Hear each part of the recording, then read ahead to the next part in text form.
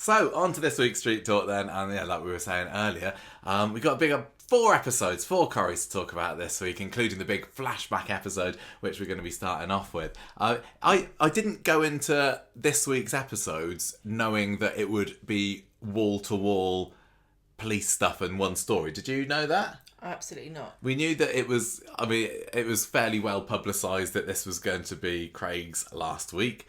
I think it was publicised that he was going to die. I got a feeling that we've known that he was going to die for a little while, haven't we? But really? I don't know how we've known.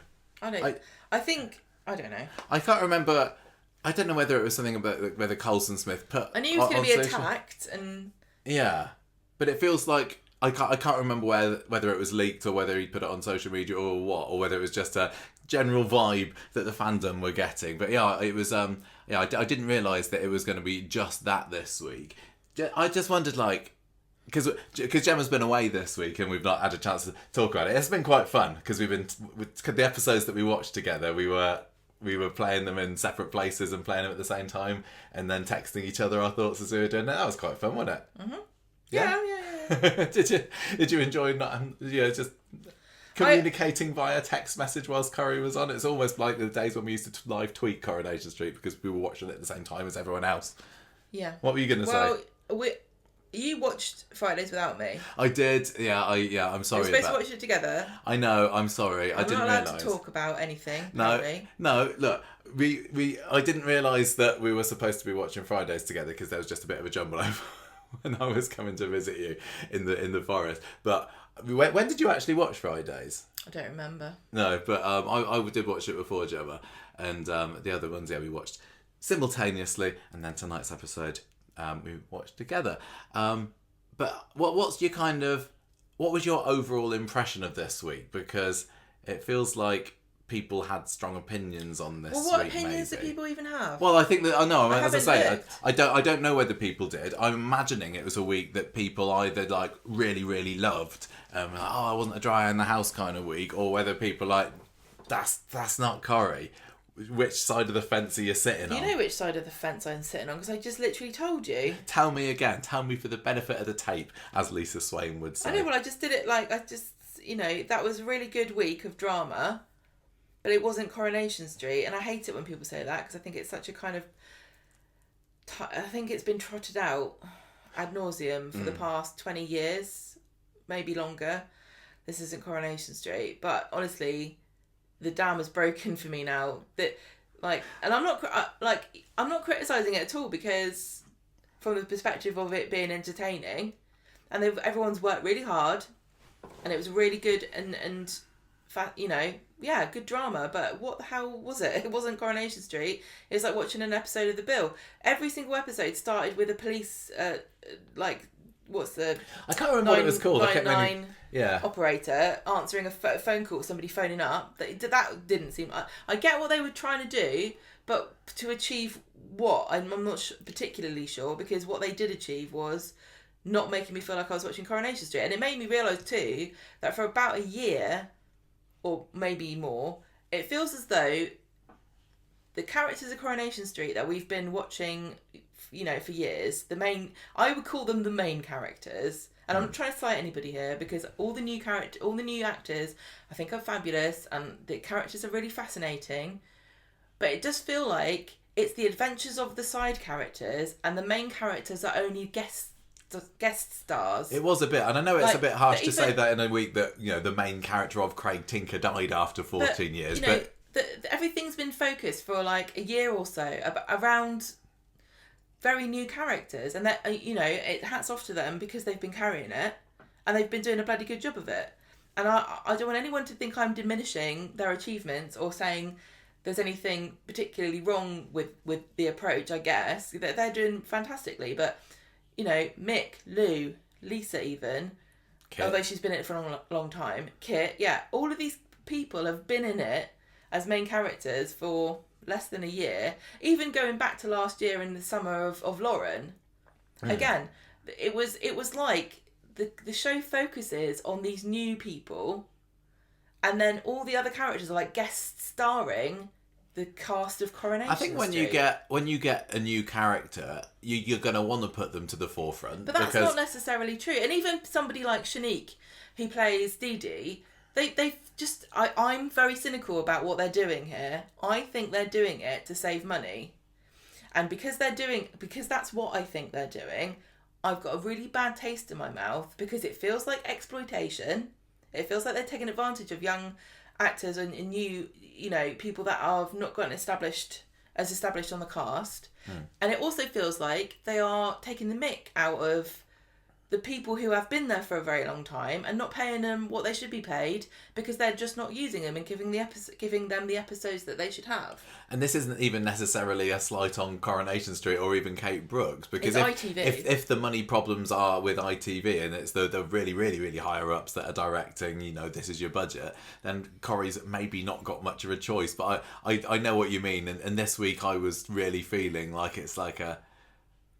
I'm going to say that I didn't particularly enjoy it, and I think I was in a bit of a grumpy mood some of the days that I was watching anyway, which never helps. But we were texting on Wednesday's episode, weren't we? And I think it was turgid was the word that I used to describe it. I was just watching Wednesday's episode going, was bad. But I have seen a few people really praising to the high heavens for Wednesday's episode. Great. But I was just like, it's miserable. It's miserable. Okay. But do you know what I think? This week, I think this could have been, if this had been billed as something different, it's Police Week, or this is a special edition of Coronation Street, or even if this was supplementary to the rest of the show, I'd loved it. I'd been like, yeah, great. But it feels like it's replacing normal Coronation Street, and I can't see an end in sight. The thing is, it's like a soap. One of the things that's great about soap, that I really love it, is the variety you can get with it, because it's got a huge cast of various colourful characters in it. And some of them have got the comedy storylines, and some of them have got their drama and their tragedy, and some of them are bosses, and some of them are little underlings, and some of them, you can get that variety. But even so, this. It strikes me as a little tone deaf that everybody's been saying for the past 6 months, 8 months, 10 months. Oh, it's not like... Even calling Coronation... Even saying, oh, it was a bit like the bill this week. That's a massive cliche to say that now, isn't it? People have been trotting that one out for ages. I've been saying it. Yeah, but... It's not even a joke anymore. But despite all of that, Corrie's like, oh yeah... He's saying Coronation Street's like the bill. We are gonna give you the billiest week of Coronation Street you have ever seen, and then you'll say, "Oh, it wasn't so bad actually beforehand," because there was very, very, very little semblance of traditional Coronation Street this week. And as I say, sometimes when they go off to do something a little bit different, it can work. Maybe you got a week where they're all going off on a trip somewhere. I'm talking back in the day when they would go off on a trip for a week, and that felt different to Corrie, but it was still Corrie. But it was just the fact that people have been complaining about the amount of police, and their special week was a police week. It just felt a bit tone deaf. I know that Lisa's got loads of fans, and I don't want anyone to have a go at me for saying this, because I've been singing her praises, and we've been talking about Swala and how positive it is, and we've been saying really great things about that, and so I'm not attacking Lisa Swain, but I'm saying the police stuff has become such a focus of Coronation Street. It's been going on for more than a year, and I don't think that you have to focus on police things to make a police character one of the main characters of Coronation Street. You just don't. She could be anybody. She could have any stories. I know that Swallow fans are dying to see more just couple stuff between Carla and Lisa. We had that a bit today, but there's no time for that because it's just police stuff. I mean, when they've had doctors and nurses in the past, Matt Ramsden and Molly What's-Her-Face and Rana, that didn't turn Coronation Street into a medical programme, did it? And the Corrie does have frequent trips to the hospital, but it's never felt quite so taken over as this. And maybe people think we're overreacting with this. I'm not really that bothered by it, but it's just kind of the general impression I've had from the week. I'm sure it's going to go back to normal next week. I don't even know. I am very cynical. I think ITV are doing terrible things to putting so much pressure on Coronation Street. they're in serious danger now because we're like hard fans, and I've been making excuses almost for Coronation Street for a long time now, and trying to, you know, say my bit without being overly negative about the direction that the show is going in. But it feels as though this is kind of like a watershed moment of, it really has signaled, this week signals a real shift in the focus and tone of what this show is. All I can think is, you know, you got Craig, he's a policeman, it's his exit, so they're going to make it a policey exit. Make excuses if you want. I'm not going to anymore. I'm still maintaining what I said is true, that it was a very good week, okay? It was really interesting. I don't think you needed the flashback episode at all. You could have explained everything that happened to that in a sentence or two. Genuinely, I think it was a waste of That's time. really interesting, because we've not talked about this at all, have we? Oh, you're going to hear our live discussion about the flashback. You put me in a bad mood by watching it without me, because I was waiting to watch it with you, and I could have watched it. I had many opportunities to watch it. So when I started watching it, I was already really annoyed because I didn't want to watch it at all. Yeah. Right? Because I only do this because of you. Yeah. And then, so I turned it on, and then at the beginning of the episode, it's like music and someone running, and like all these like 90s things or whenever it's set. And 2007. I literally just turned it off. And I went, I can't, I'm not doing this. I'm not going to do this. And then I was like, I'm going to get in so much trouble. I have to watch it. And I put it back on again. But like that intro, it was great, okay? It was great. It was brilliant. Well done. But I found it really obnoxiously like in your face, like, we're doing a special episode. And I know I'm just not being super uncharitable about this. I know. And I'm just going to say, like, I'm just being an absolute bitch about this. So I'm sorry, but... At least it wasn't a flashback for the whole episode. Whatever. I think it should have been. Do you think it should? Yeah. I think I heard before I watched it that it wasn't going to be. I was expecting it to be. Then I saw some people watched it and turned out that it wasn't, and they were flitting back. And it's like, oh, that's a shame. I wish they'd had more in 2007. But as I was watching it, I didn't mind too much the way that they transitioned from one to the other, and it was fine. It's a totally different way of telling a story, and it's really ambitious. And I think they should always try to do different things, but there has to be a limit to those things within the accepted, you know, world of the storytelling of Coronation Street. And we've said before about, you know, they do experimental stuff, and they have from the very beginning.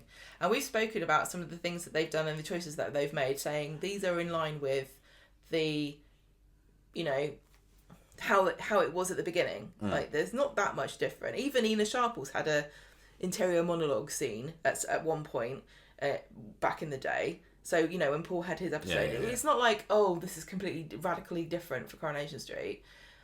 Why are they throwing everything at once? And I really like Kit. You don't like Kit. No. I really like Kit. I think he's a fascinating character, and I think that his story is fascinating. But I didn't want to see an episode about his backstory. I wonder, would it have made any difference if the story and the characters were more interesting to you? If, like, I don't know, because some of the most beloved characters are characters that have been on the show for long enough that you can't flash back to 2007 because they were in the show in 2007. I think it was... But you can still retcon people, like with Toya and the baby. I know. Why not have that? That could have been a flashback.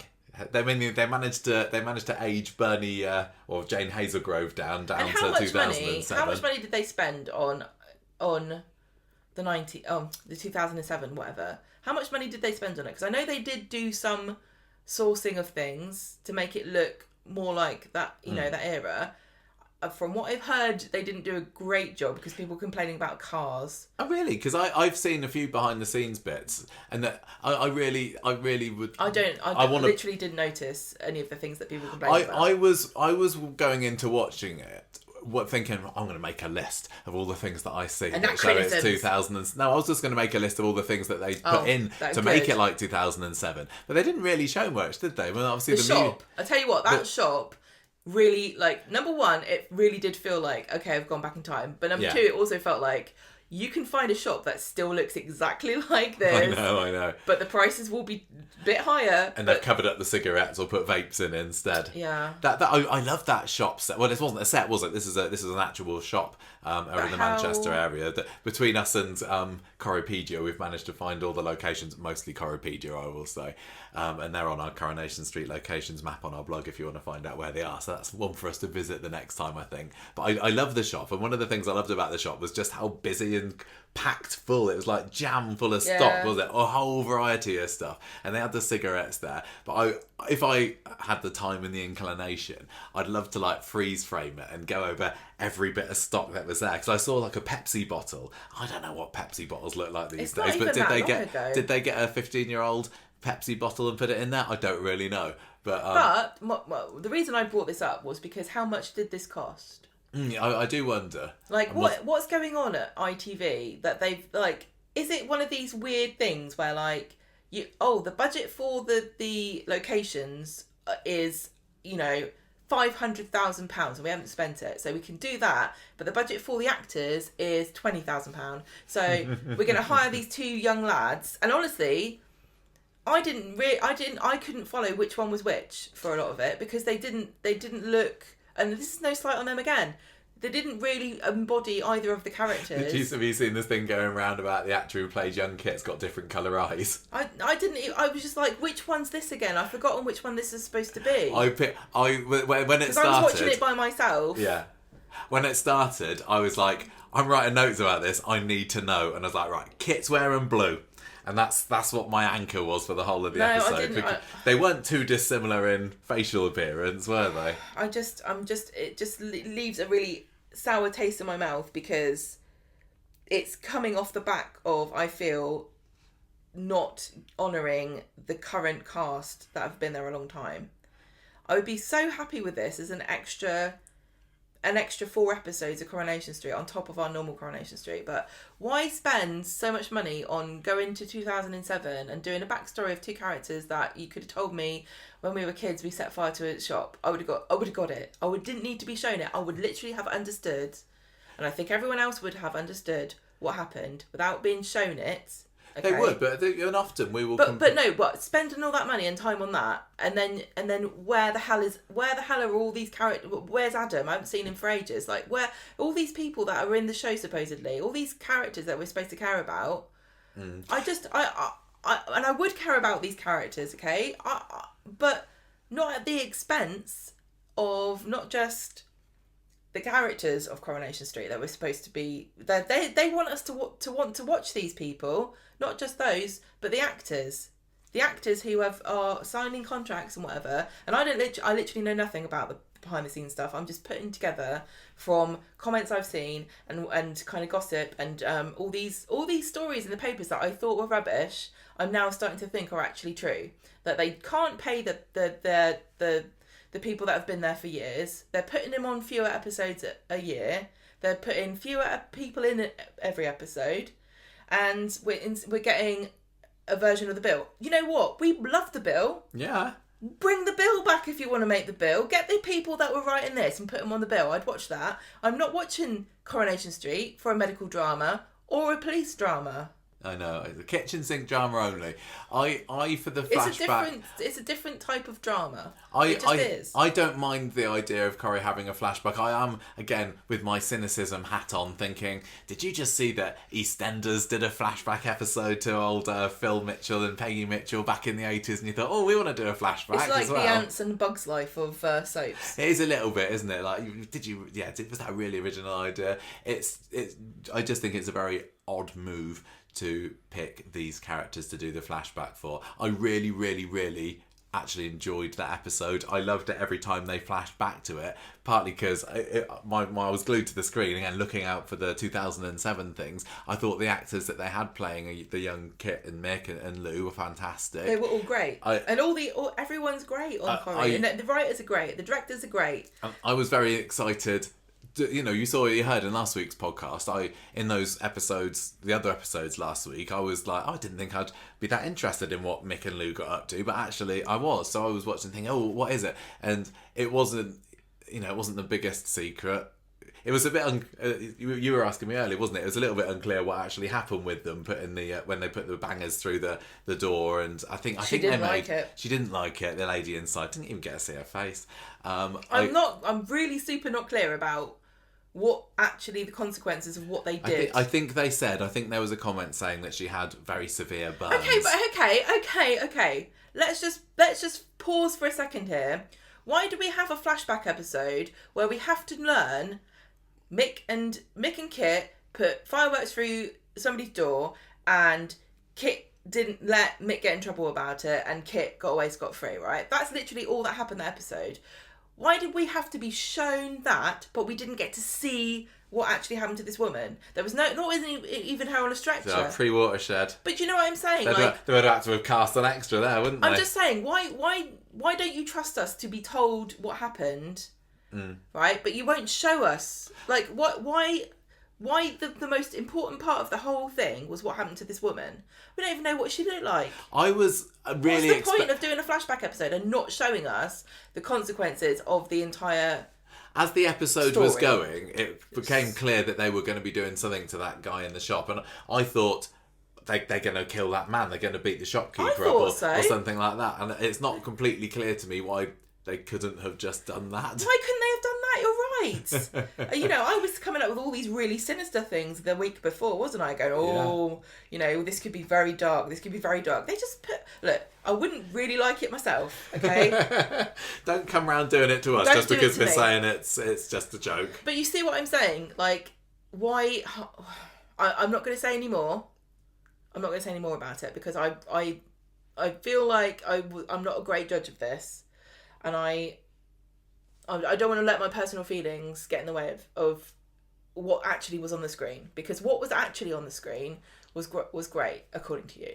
Yeah, it's been fine if you didn't enjoy it, because I saw other people didn't enjoy it as well. I thought like with me on I think Wednesday's episode, when I was feeling particularly grumpy when I turned the box on, that clouded my judgment a bit of that. It's just a kind of normal thing to do. But I just like, the rudest thing I'm going to say about this is that I genuinely thought it was pointless waste of time. Considering that as mean as I'm going to get about it. Considering that they won't show, the location budget has been slashed. I presumably in the last couple of years, because they very rarely tell by looking. Yeah, they very rarely go out anymore, and you hear an awful lot of people saying, "Oh yeah, that funeral, what's that service like?" But we don't see it. Or they say, "Oh yeah, we went to town and we just did X, Y, and Z." We never see it. We've just been to Freshco's. They're only in the car park again. Back in the day, they'd show them doing this. So the only time now that they're actually deciding, "Oh, I'll tell you what, we're going to show you rather than tell you," is with characters that we weren't that invested in. But I'm glad they tried it. I think good. It's nice that they are still okay. No matter what I think or anyone thinks, they're still being super creative. They're still taking risks. They're thinking outside the box. Yeah, I love that. I think no matter whether I liked it or not, I would still rather have like excited, creative, imaginative, talented people working on Coronation Street, coming up with all these wacky ideas, than people who are totally jaded and just doing paint by the numbers, same old every week. Okay, and that's my thoughts about it. Whether or not I liked it or not is kind of irrelevant. I'm just worried about this very sinister undertone that I'm sensing of, we've run out of money, so let's go back in time when everything costs less. I mean, maybe it's just because possibly I'm not as creative as the good fellows and ladies up at Coronation Street, but I'm almost worried that they're going to run out of creative ways that they can show things. Like, they've done the flashback episode. Does that mean are they not going to do a flashback episode again, or are we going to see more flashbacks? I think if they do another one, and will it be with a character that we're more invested in, but it won't feel as special. I mean, I would obviously I would love them to do like flashback to the 1950s or something, have a young Ken Barlow or even what any of the characters who are still in the show now were getting up to in the 80s maybe. 2007 wasn't too long ago. Here's a perfect example: Daisy and Jenny and Tom. We got told what happened there. We could have been shown. Why? I mean, the logistics of casting those actresses as younger versions. Would you have bothered? I mean, you know, they could really, it wasn't that long ago. I don't know what would have happened there, but why did they pick this over that, you know? I can't see what the really strong argument for doing this particularly was. I suppose it's because they knew that the following week would be a big week, in inverted commas, and that big week just so happened to evolve these characters, so you make the flashback about that. I don't know. Can I just say one more thing too about all these exits? And I'm only going to talk about the exits that we've seen on screen. But in the past, the year, we've had Mason died. Yeah. Yasmin's gone to London, which, according to many Northerners, is the same as dying. Max gone to prison. Daisy's on the run. Julie's dead. And Craig is dead, okay? So 6 people. 3 deaths already this year in 5 months. 3 of them are dead. 1 is in prison. 1 is on the run. They knew that these actors were going. Why did we not have some big event where 3 people died, 1 person went to prison for it, 1 person ran away? It's not without the realm of possibility that these characters could have got mixed up in some kind of super drama, because we were both talking and texting to each other about getting leaving fatigue from Coronation. I think I said exit fatigue. Yeah. I was feeling this week, and I wish that I felt sadder about Craig's death. I do like Craig, and I love Coulson Smith is an absolute brilliant man. He's such a credit. Such a nice guy to Coronation Street. Yeah, a real asset, a real ambassador for the show. He is super. He really is. And you know, getting to know him a little bit more last year when we went behind the scenes made me like him even more. Craig is not. I'm not going to say Craig is a character that I've been absolutely loving forever, but he's been a big part of the show, and I do have a soft spot for him. I do now, yeah. I didn't feel. And this is, again, no fault of the acting involved. I didn't feel the way I was supposed to feel on Wednesday's episode. I wasn't, like, tearing up. No, I never cry at anything. Or I wasn't going, oh my gosh, this is it. This is actually the moment they're actually going to kill him off. I don't know. And I think it was exit fatigue. It was death fatigue. Yeah. In the last, month, we've had Daisy and Julie and Craig, haven't we? And yeah, but they didn't all die. They didn't all die, but they're all leaving. 2 of them died. 2/3 of them died. It's like, these are all huge characters as well. These are all huge characters. It is, but when you haven't read the notes that I've made for this episode yet, but you'll see when we get to Craig's bit, I was just like, oh, looks like Craig's dead, because that's how I was feeling. I felt really bad. When I was like, did you? I really was sad when Craig. I thought it was. Really sad. I really, really wish I felt sadder, but it's been so lovely because I've watched a couple of interviews with Coulson, or maybe it's just one interview great. When he's gone. He is such a fab bloke, and yeah, and I was like, oh, I am gonna miss you. I am. I wish that they. I'm actually. But this is like we have got a load of notes to read through, but this week was a week that if you're not going to have an opinion about it, then you're not watching the right programme. That's true. A lot of conversation. It was a conversation generating kind of week. And the fact that they even killed Craig off was quite a big decision, wasn't it? They didn't need to. Well, he wanted to go. Yeah, he did. He said he wanted to die. I think he said he's happy to be gone. I think that was one of the things he said on this morning. He was on this week. I can't remember. I've mixed them all up. And he was like, "Oh yeah, well when I die," he was like, "Yeah." He said, "Oh, you're not going to come back, so I might as well kill you off and you go out with a bang."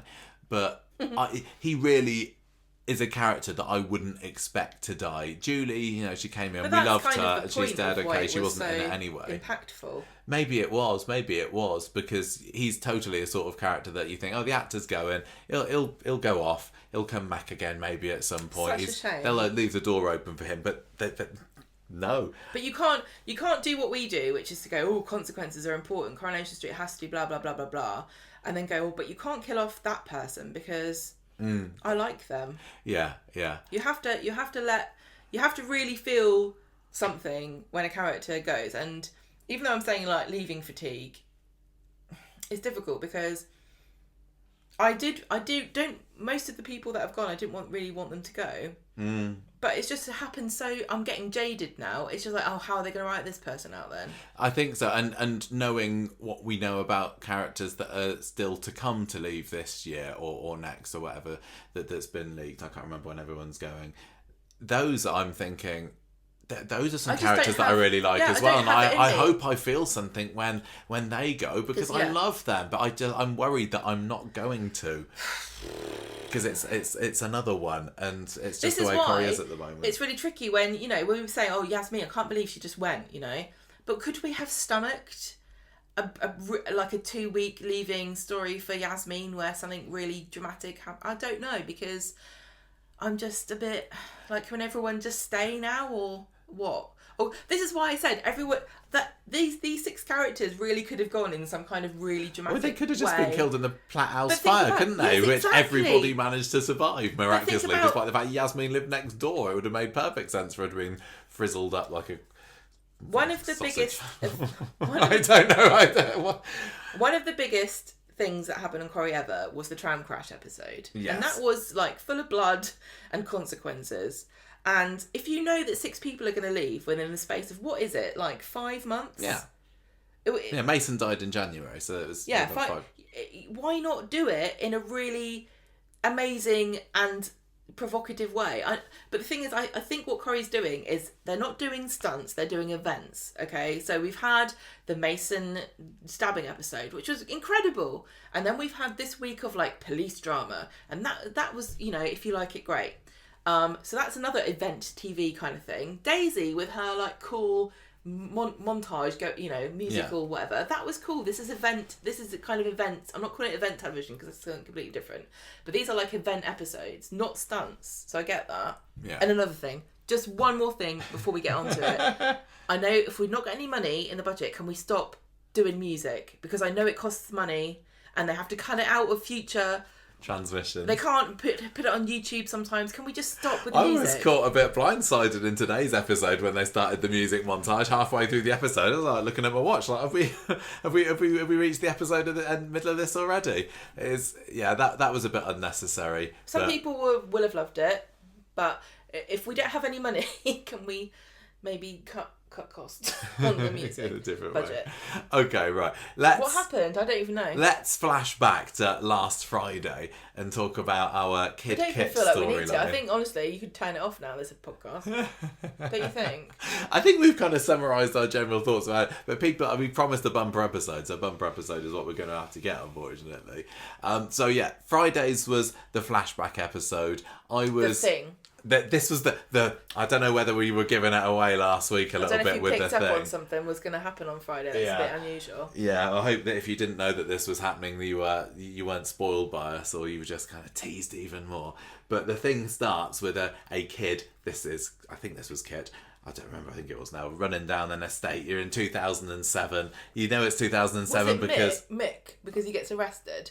I think it kind of cuts between them. God, see what I mean? I literally still don't know which one. We know it's 2007 because there's a newspaper there that says smoking ban starts today. And then there was somebody smoking outside a pub. And so Kit watches as another child is getting arrested, and then we cut to modern Kit in his flat. Bernie's come to see him, and was this? I can't remember. Did we have Kit's flat in last week's podcast, or was this the first appearance of it? No, it wasn't, was it? Because previously we'd had Bernie looking through Kit's bin. That was in last week's episode, I think. So this is Stephen's old flat. It's now Kit's. Bernie's round. We did talk about it last week because I said that the face of Uncle Stephen is stuck in his. Yes, I remember that now. Microwave door. Yeah. She can tell that he's a bit miserable, and he was when he was there the previous night. And but he's not in the mood to talk. She sees she's not welcome and leaves. Then you got Sarah in the cafe seeing Gary, who was, remember, ages ago, beaten up last Wednesday. I was like, who's done this here? And he's like, ask your boyfriend, before revealing to her that it was actually Mick who did it, and Kit stood and watched. Then we got a lead into a flashback, which is in the modern day corner shop, which when you compare the actual corner shop that the flashback was filmed into the set corner shop, it is like, oh yeah, that really does look like a set, doesn't it? But Mick's gone in there, Kit's there too, and Kit says, well, what are you doing making a complaint about me and Gary? What if he takes it higher up and complains about me?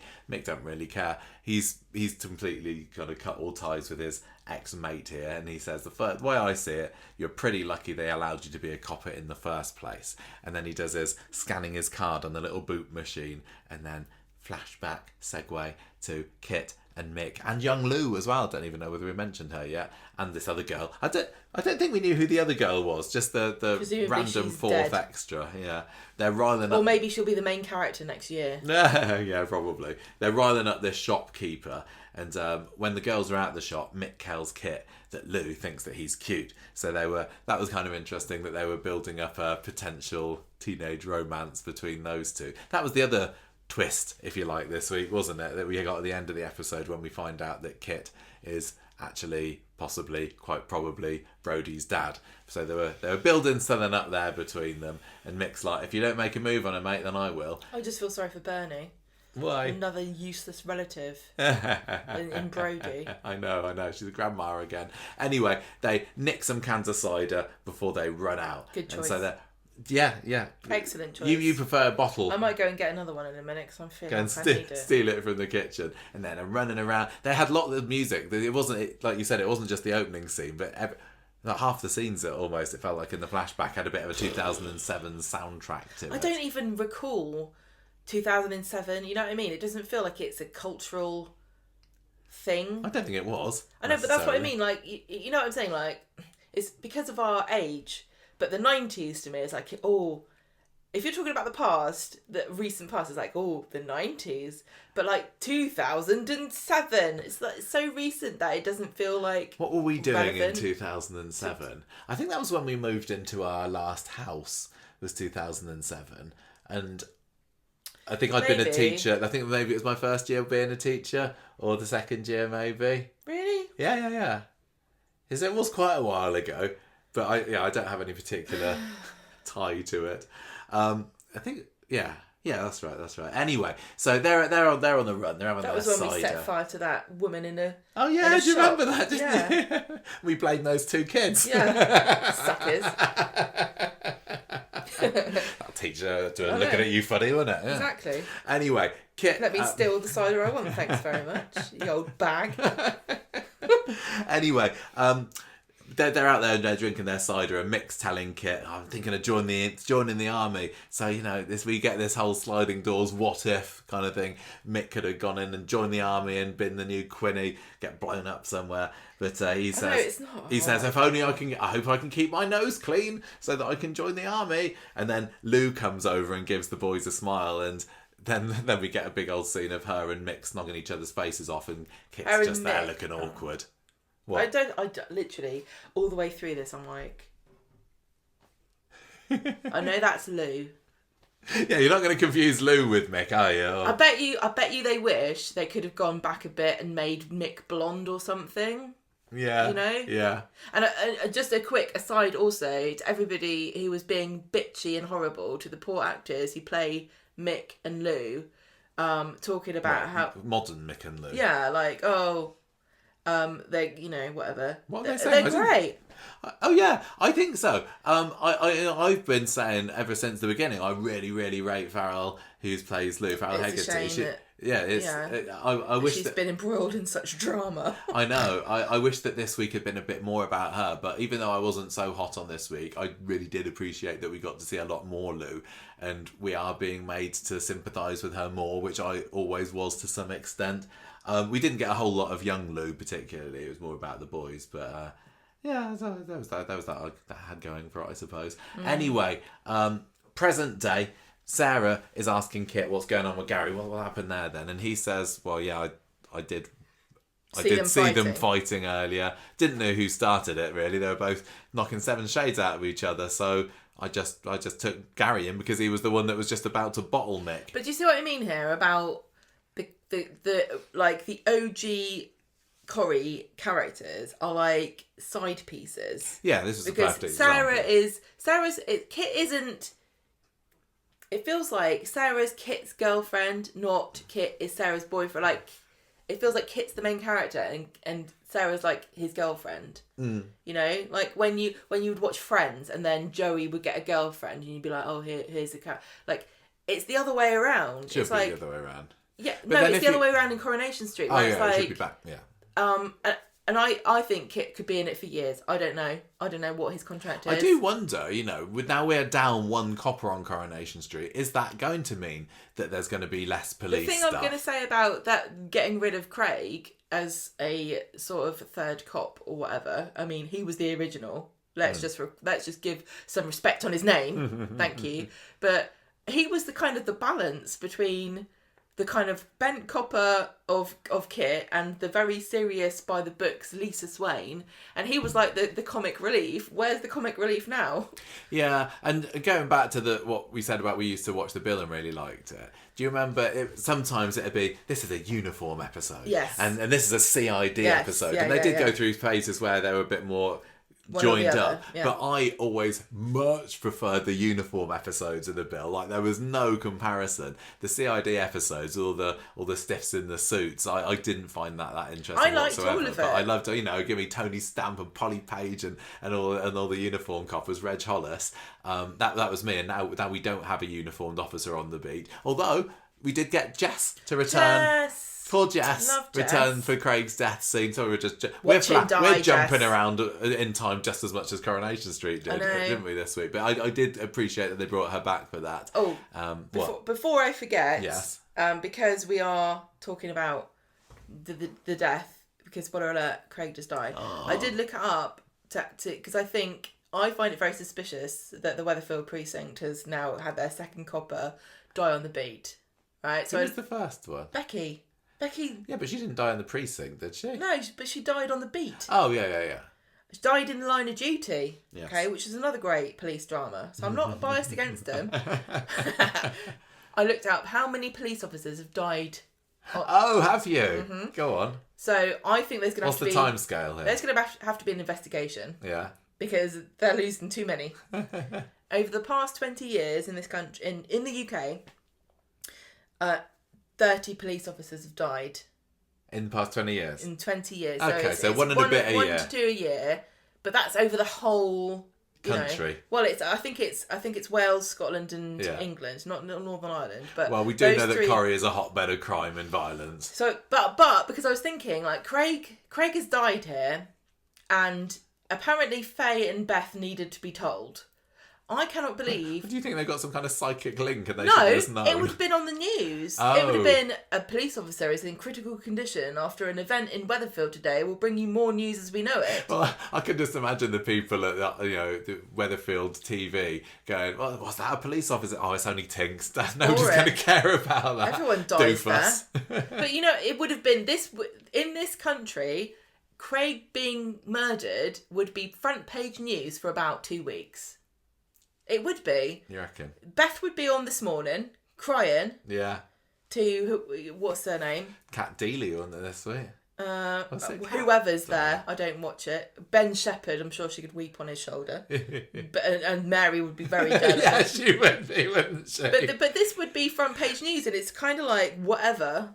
Can you imagine Mary sort of offering to accompany Beth to this? I'll be a supportive arm on your shoulder. I'll come and sit next to you on the sofa next to Ben just to give you a bit of emotional support.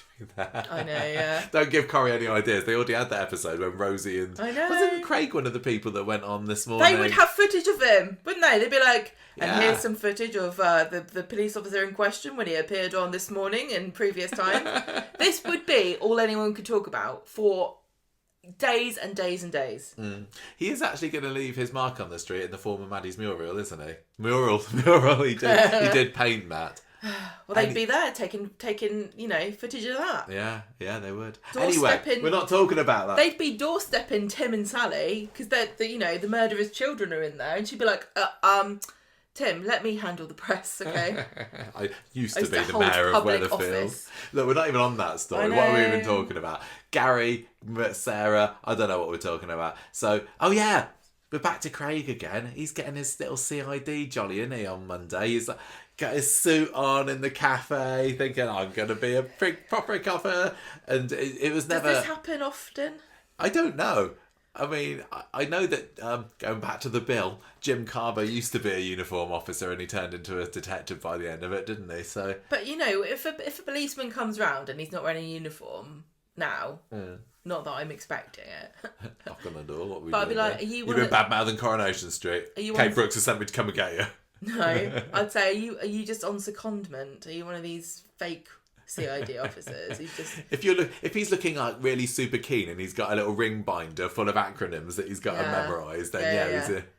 Oh, what did I say? What? ABC. Always be coppering. Yeah, always beat up Craig. No. Or I can't. We get.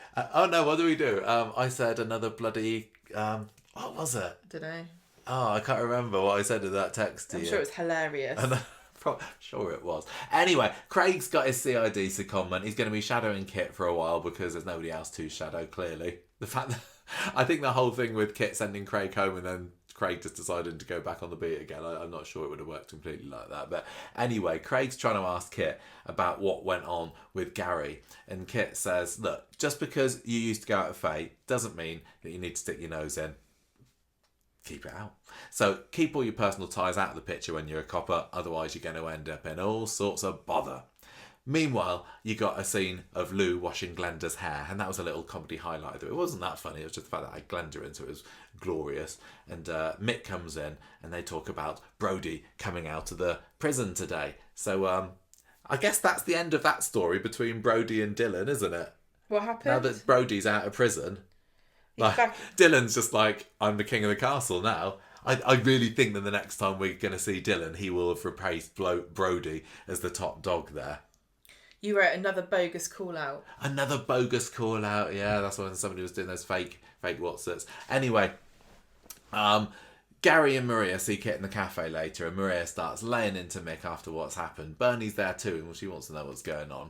Gary tells Kit, you're corrupt. You're another bent copper. And he's like, no, I'm not. You tell me, DC Green, says Gary. Who are you? Flashback, flashback, flashback. Who am I? Kit hides around the corner as a woman screams. So they were going all back and forth in the flashbacks, weren't they? And this was this is him hiding around the corner after the whole fireworks through the letterbox incident. And then this woman screaming. Did you... I know you weren't in the best of moods when you watched this, but did you have any inkling of like, oh, I think that what's going there is something or other? Because I thought that they stabbed a woman or something like this at this point. No theories from Gemma. Anyway, back to the great stuff. Present day, Kit points out to Gary that he was the one who reached for the bottle. That's why you were arrested. Would you be okay with killing somebody again? I quite like that little dig. The fact that Gary has got, well, one known death to his name. Sorry, Rana. It'll come out one of these days. And he says, Kit saying to Gary, I saved you from killing somebody, actually. So again? You should thank me. Yeah, because he killed old Rick Neelan, didn't he? Nobody knows that. Kit knows that. Oh, God. I think it's known. I think he hinted that it was known. Yeah. Oh, I don't remember what happened with that now. They dragged it on for too long. I assume he killed a load of people in Ukraine. Probably referring to his army days when he was a bouncer. Did he go to Afghanistan? No, he was a bouncer. As well? I don't think so. What was he called? Bodyguard, not a bouncer. That's he wasn't in the army when he went to Ukraine. I don't remember. He was a private security. Oh yes, so he did go to. And he had a bag. Do you remember that? Yes, there was I do. something in it. Anyway, that was important at the time. Bernie comes round to Kit's flat again, letting herself in, and he's like, I don't want to talk to you, Bernie. Leave me alone. Why are you covering for Mick? Bernie wants to know. Is it something to do with a photo that I found in the bin? And he's like, why were you looking through my bin? And everyone was watching going, yeah, why were you looking through his bin? Was it just like plot convenience? Don't ask questions, says Bernie. Stop trying to change the subject. Has Mick got something over you? Back off, Bernie, he says. She doesn't even know him. She says she was in a bad place back in the past. And he says, look, give me your flat key. Give me your flat key. Call before you come round. He says that you don't even know me, I think. So he is just like not in the mood for her visits. He's obviously going through a lot of trauma and PTSD and flashbacks in his head, and Bernie coming around sticking her neb in isn't doing any good. Flashback, Bernie. So, what did we think of 2007 Bernie? Should they have cast somebody else? Or did they do a good job of making her look nearly, what was it, 18 years younger? It's very well documented that we all look exactly the same as we did in 2007. Nothing has changed. Definitely we haven't got older. We haven't got fatter. We haven't no more wrinkles than we had back then, so I think it's fine. I think still look as beautiful now as I did then. I know for a fact. That's why I married you 3 years later. I think they did as good a job as they could have done, is what I'm going to say for that. I think they sort of... I don't know whether they CGI'd her or slapped on, but it's like you got to have some sort of suspension of disbelief here, haven't you? It didn't bother me one bit because I was like, in my head, 2007 was 3 years ago. I think if they'd have got a different actress to play Bernie, that would have stuck out more. So it was fine. It was fine, and she's there wearing all her rave gear, isn't she? And she had a big old bouffant on the top of her head, and she's trying to talk to I can't remember what her name is. I've written Mrs. Green in the note, but they do give her a first name later. Dead Mum Green. So she's wanting to see Kit, and I was watching this going, hang on a minute, that didn't happen. They did explain that in a way, but I don't know whether that was... I think that must be a bit of a retcon, because when they brought Kit in, I'm pretty sure that there wasn't this meeting that was planned, and it's like, just wait in a year's time, we're going to say this. So they were a bit sort of shoehorned in the fact that she went round there, and it was supposed to be a big reveal, but to me it was just like, you changed it there. She didn't do that, and now you're saying she did. Did you? I don't know. It just felt a bit like Bernie was very happy to be told to do one, as though she knew that she would break some kind of time travel rule if she came back in time and met her son when she wasn't supposed to. It's like she's a companion of Doctor Who, and she knew that she'd meet herself if she hung around any longer, so that's why she jumped in a taxi and drove off immediately. Because if I was trying to see my son and the mum was like, no, you can't, I'd be like, says you. I'll see you later. I remember. Why did she give up so quickly? Yeah. Because she had to, because of the way the story... You know what I mean? Because of the way the story went. I remember when they filmed this, because there's obviously so much location shoots there, and they had some pap shots of Jane Hazelgrove and the mum and the Kit actor, and I was like really bamboozled. I was like, how on earth? Why are they having this meeting there next to each other? Yes, I remember. I was like, there's no way that... This doesn't make any sense, because the whole point of Kit's fractured relationship with Bernie is that they never met. So how are they being filmed in the same location? Yeah, and they did see each other, didn't they? So on all these scenes, I mean, I don't want to go back and watch all of last year's Bernie and Kit scenes to find out, but they did know that they were there, and it was just an unset... Well, she didn't see him, he saw her. I can't remember, because Kit comes walking down the street, doesn't he? Looking all confused by this altercation that he's seeing between Bernie and his mum. And then he sees the green elephant around Bernie's neck. And that was a nice little throwback to last year, I thought. Because he had this elephant this whole time. Yeah, there were two elephants, wasn't there? There was her necklace elephant, I think. And then he had an elephant. And this was their little thing. Yeah, she ends up throwing her elephant necklace in the bin. Why? In that other scene. I don't bloody know. Just to say, I'm cutting all ties with my past. This is tacky. Little bit tacky. No, yeah. It's not. It's sweet. It's Bernie. It's very Bernie. It's very Bernie. So Mrs. Green sends Bernie off and tells Kit that it was nobody, but he realises it's her. Tries running off after the taxi, but it's too late. But I think I'm pretty sure Bernie did see him then. Anyway, back to the present day. You got Sarah sitting down with Kit in his flat. She's like, every boyfriend I've ever had has pretty much lied to me or kept secrets. So you're not the first one. It just kind of tells me that Sarah needs to be a little bit more picky when she's choosing her menfolk, rather than just jumping straight into the bed with them and getting emotionally attached to them. It's like... Do you give it any thought? She's given herself a get out of jail free card. She's like, they're all the same, doesn't matter. It's a bit. So she's like, I just need to know. I don't know whether I can trust you or not yet. Every boyfriend. I said that already. Yeah, so yeah. It just means I got trouble trusting people, and I suppose that's a bit of character development there. But I don't know whether we'll see any more of that in the future. I assume not. He swears he's not lying about Gary, but he is. Yeah, well, yeah. Yeah. He did, but he didn't see who started the fight, did he? It's very convenient. He was definitely being he's protective not telling her the truth. Of Kit. No, he's not telling her everything. No. And she said, thank you for telling me the truth. I don't know whether I can trust you entirely yet. And he's like, it's all right. I guess it's just something I need to work on. Then the thing is about Kit, I don't buy him as caring about Sarah at all. No, I don't think so. I don't see. Okay, it's just very convenient to have a girlfriend. Mick makes a comment at some point, I think it was this week, about Kit jumping from woman to woman. And yeah, I Can you imagine Kit going, I'm going to put work in to change myself for the better for this girlfriend I've got? No, not at all. And, you know, is Sarah Louise going to propose to him at some point, or is she going to say, so, you know, you're gonna get married? And he's not interested in that whatsoever. I really feel for Sarah in this relationship because it's got disaster written all over it. She knows what she's getting into. She's a grown woman now. She should know. She should know. She can tell. So we get another flashback scene. This is Kit going back to the shop, wanting to pay for the Solon cider because he's a good kid, really. And the man's like, I don't want your money. You're underage for one thing. Exactly. So if you gave me the money, I would technically be committing a crime here. Yeah. And he says, right, Mick, you can get lost too. I know your mum. She's always coming around here, stinking the place up, wanting to know if I've got anything past its sell-by date that she can have. And if you don't butt your ideas up, sunshine, you're going to end up in prison like the rest of your family too. And Kit obviously gets quite defensive of Mick there, his mate, and tells the man to shut up. And this is the catalyst for what comes later. The man was he dissed Mick's mama, and you don't do that and get Kit away with it in Weatherfield. His wife. It was a shared venture. It was a joint venture. You get a scene in the present where Craig is riling Mick up unintentionally by knocking into him and spilling some of his pint in the pub.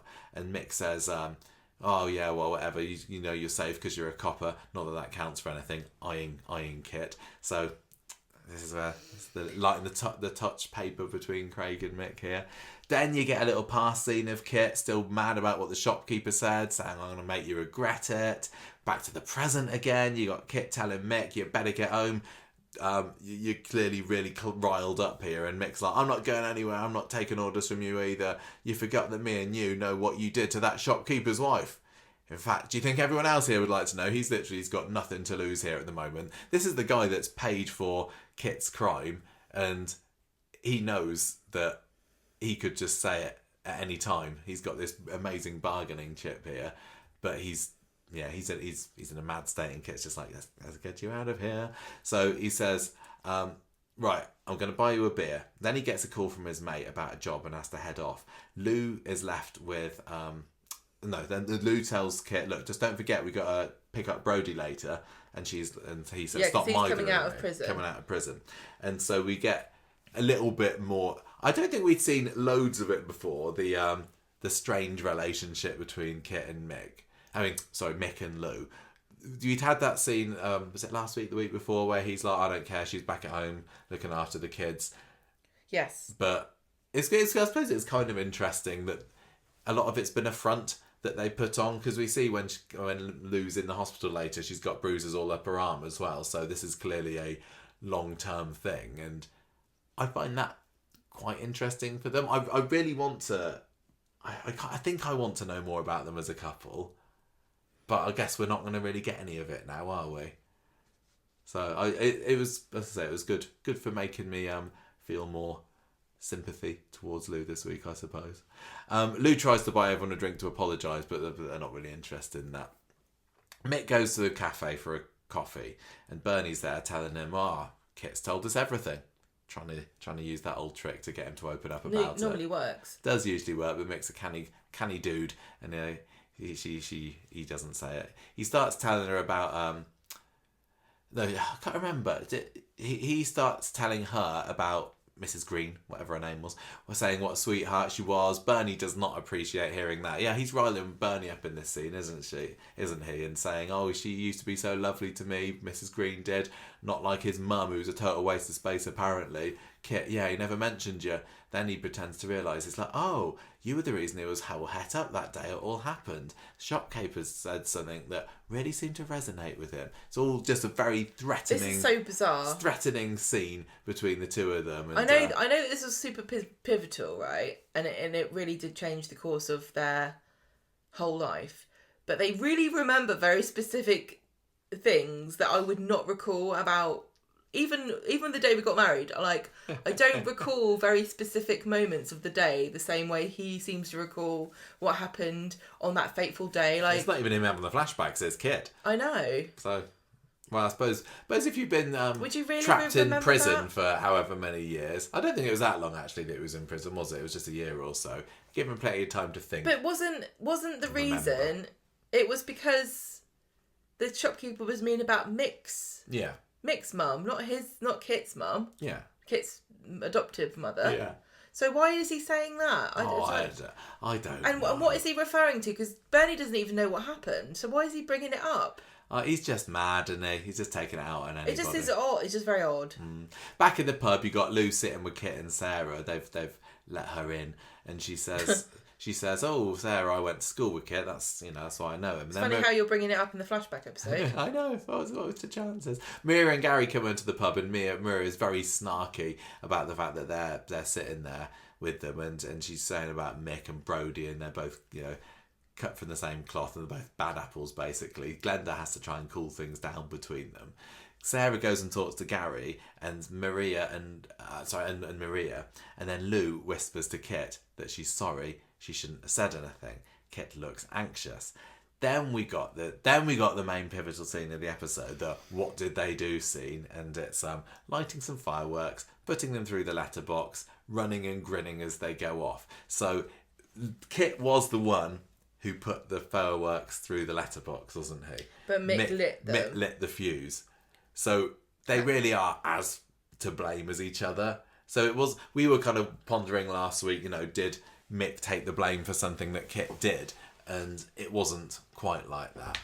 But I guess Mick just feels like he should have been a shared sentence, I suppose.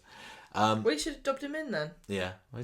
Well, I think that we see that the scene where young Lou and young Kit visit Mick in the detention centre later, he kind of threatens, I think, like, I could say that it was you, so I don't really know why he didn't. But he's kicking himself now, isn't he? You got Kit and Sarah back in the present later. Bernie knocks on the door, interrupting this snogging sesh that they're going on, and Sarah takes a hint from Bernie and leaves. Bernie's left with Kit then, asking about Mick. He's like, what happened to a shopkeeper? Mick's blackmailing you, isn't he? What did he do? And he's like, I didn't do anything. It was me. This was... such a soap cliche to have a character blame themselves solely for something that two people did. It was very clearly both of them. You get to see... a bit more of the past here. I think was this when Kit was sitting on the old sofa just around the back of the shop, and modern Kit saying he was saying all these horrible things. I wanted to teach him a lesson. I wasn't meant to hurt anybody. And then you see you hear this woman starting to scream.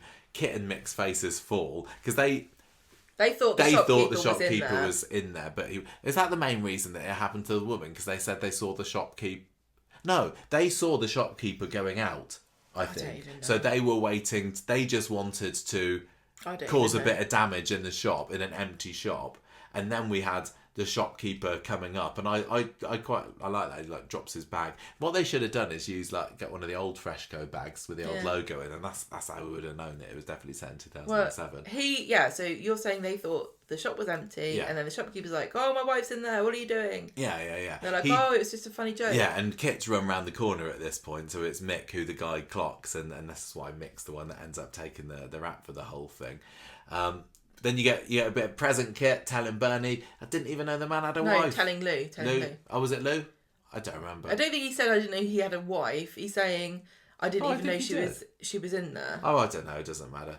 Anyway, there we go. 3rd degree burns. I've got it in the notes here. This is another soap cliche, is that somebody makes out they've done something super, super terrible, but it's never quite as bad as it could actually be because they want to keep the character in the show. Yeah, I know. That's very, very true, actually. If they had Kit accidentally kill someone, they would have had a timer on him. They keep going on about how bad it was, but it's only because they've got a really good conscience and they feel bad about something that actually wasn't that bad. I think 3rd degree burns aren't to be sniffed at.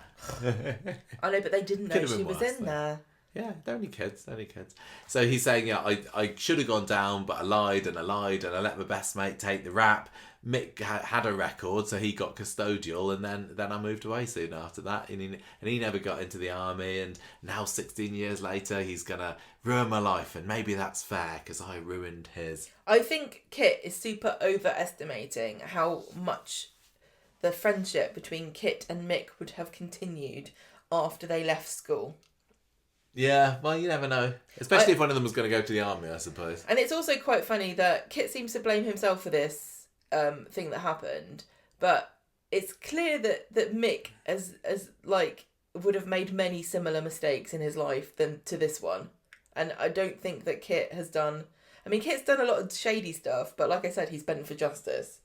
Whereas Mick is just like, you know, he's really been made out this week to be a very evil character. It's kind of interesting to think, like, with Kit having done this and got away with it, is that why he thought he could get away with things as a copper with all this bentness? True. Or would you think, well, hang on a minute, if you knew you got away with this and you're counting your blessings, you would be keep your head down and keep your nose clean because you got away with something. You've had your stroke of luck for your life. It's not going to happen again. But also, my question too now is, what is Mick going to drop him in it, or is this over? Is this just like, oh, now the viewers know?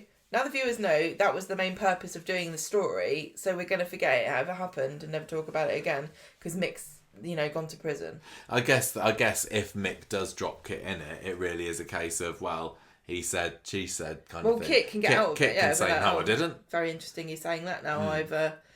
I've arrested him. But it does make me think, you know, if Kit has got a shelf life, which, you know, everybody does on Coronation Street, is this coming out going to be what ultimately leads to his exit, downfall, whatever you call it? I really like the character. I think he's very interesting. He adds a lot of conflict to the show, which is important. I still can't get behind the character of Kit. Loads of people hate him.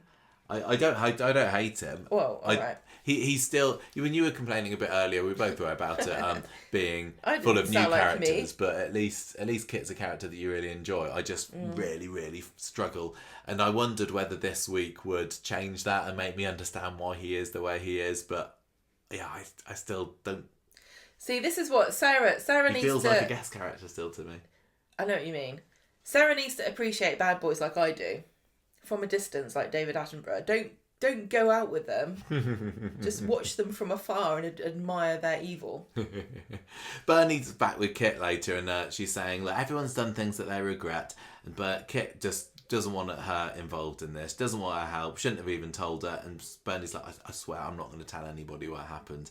Nearly killed me letting go of you. So I know what it's like living with something that you hate yourself for. So Kit goes out into Victoria Street later, where he finds Mick on the phone, being turned down for a job. Sounds like Gary's been spreading the word about Mick being a bit of a wrong 'un. So yeah, everything's just going wrong for Mick this week. At least he doesn't have to worry about finding a job now, does he? But again, this is sort of like Mick. Mick seems like he was destined for this life, no matter what. I know that's really mean to say, but this is a fictional character I'm talking about, because he's an abuser. Nothing that happened with him and Kit led him to lock Liam in a cupboard or bully him, which is why he lost his job. No, I mean, I guess that you could say that when he came out of prison, he had that record, and so he's been, you know, turned down, and he's not had the opportunities that he would have had this not happened. It's difficult because it certainly doesn't help you in your life to go to prison, does it? It's not like, oh, I'm glad I went to prison because it put that on my CV, helped me get a job. Yeah, but there's something intrinsically nasty about Mick. I don't know, but it's also sad because you think, you know, it sounds like he came from really bad stock and his family kind of set him up in the world to fail just because of their shortcomings. This is kind of like what happened with Max and the grooming and stuff, and how much of an influence, how much can you blame, you know, your surroundings for what you do that's objectively wrong.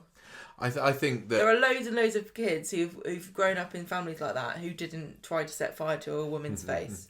You can never know, you know, the what ifs, but I think that it's not a surprise that from what we've learnt about Mick and Kit this week that he is grabbing hold of this one moment and said, if only it hadn't been for this, my life would be a lot different. It's not important as to whether you believe it made a difference. It's that Mick does. Yeah. Yeah, exactly. And so does Kit. Kit buys into this. And it's interesting too, because I think Kit must be very jaded, because I think cops, you know, to paint with a very broad brush, I think cops do get used to categorising people, which I know sounds bad, but I think it's a part of the survival instinct. Like, you know, this family, I've got to be careful, this person lives here. I've seen it myself. I've seen police judge you by where you live. It's happened to me. So Kit, does Kit believe that Mick is having what's coming to him? And does Kit think that he escaped it somehow, but he's also kind of from the same kind of place? I don't know.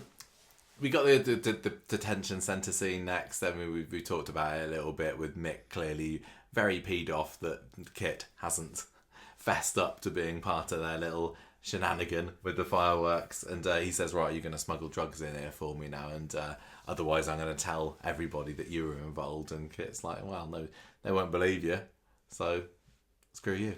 It's really interesting that this could have been like a really easy way of writing Kit as just, this is where his corruption began, as like a goody two shoes that's actually doing the wrong thing.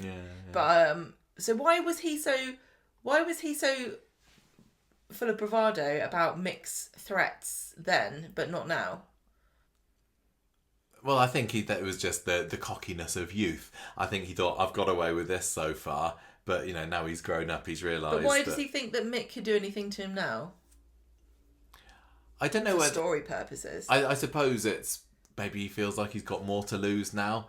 Like, his whole career could be down the toilet at this really point. And when you're little, to... you think, oh no, you got this kind of safety thing. I'll be okay. I'm cock of the walk, mate. And I think that's what Kit's thinking.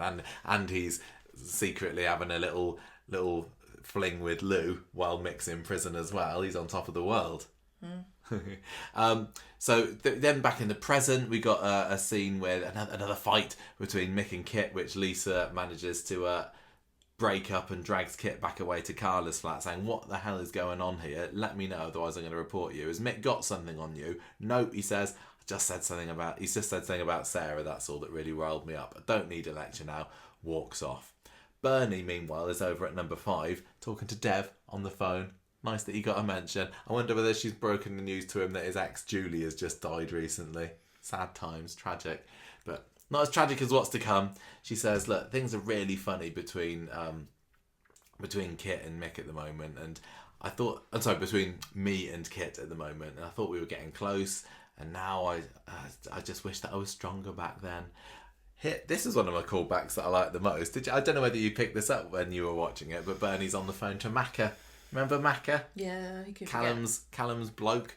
I think Bernie kept her 2007 brick phone and used it to beat Mick up. It did make quite an impact, didn't it? Yeah, on Friday's episode.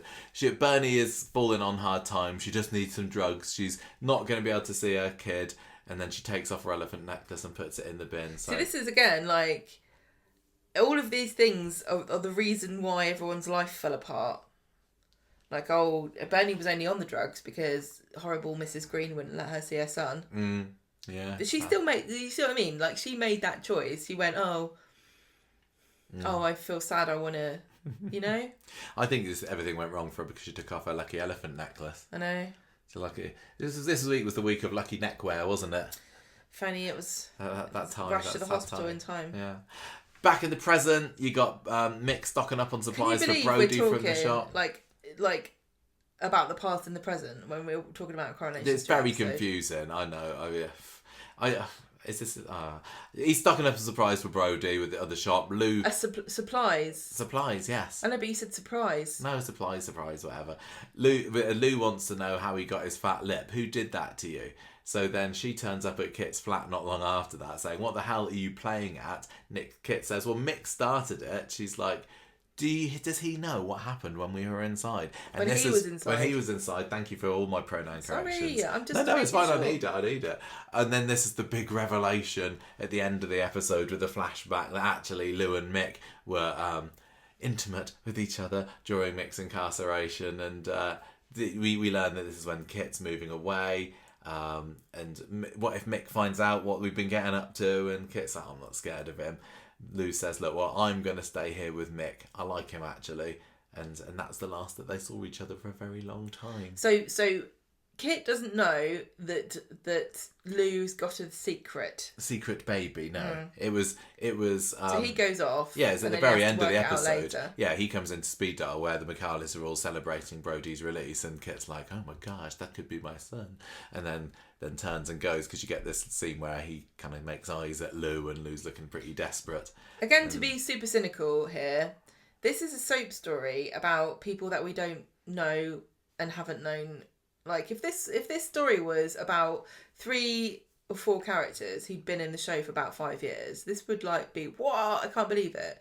But as it is, it's a story about a kid who's been in the show for 4 months or whatever. Yeah. Being actually the son of a character who's been in the show for less than a year, or a year now, versus a character who's been in the show for 4 months.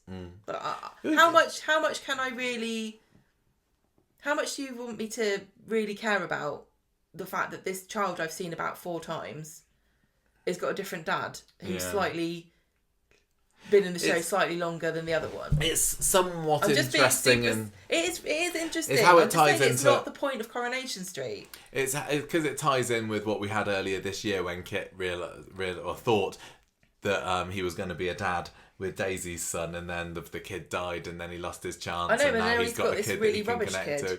I mean, is anybody invested or interested in Brody staying in the show? No, I hate Brody. I think he's awful. Yeah, I don't need him to be in the show. I don't need to see Kit reconnecting with or connecting with his son. I think the actor who plays him is great, because I think he's a little scrote, the character.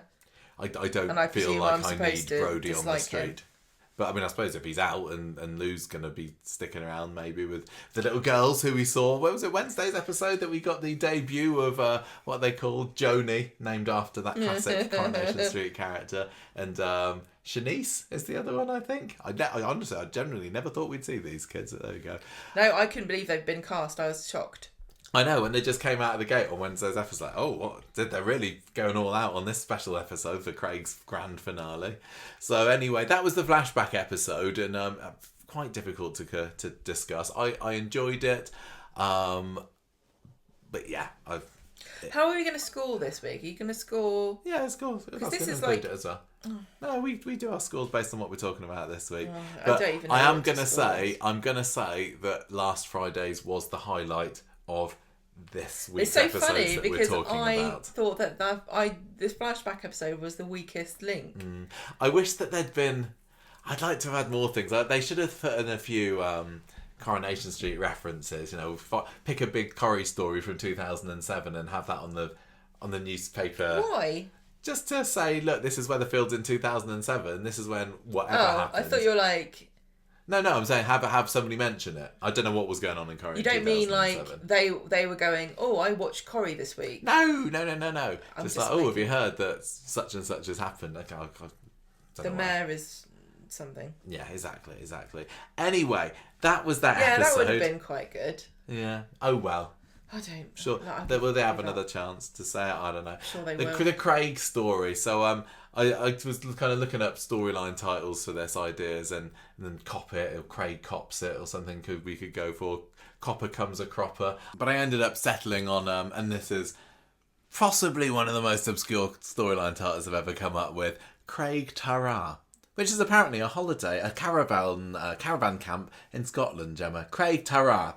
Everybody knows it. And this week we're saying Tara to Craig. So that's what I've come for. Sorry, everybody. It was a bit of a difficult one this week. What happened on Monday's Corrie, Gemma?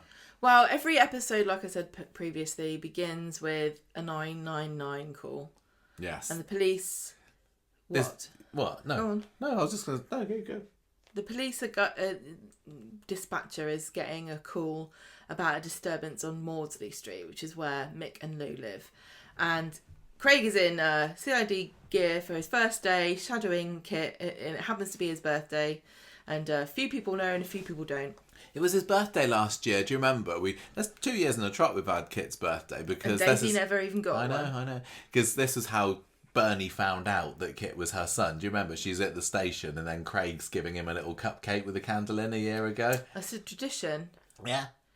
We only got a card this year, didn't we? Craig's totally ruined this now for him ongoing.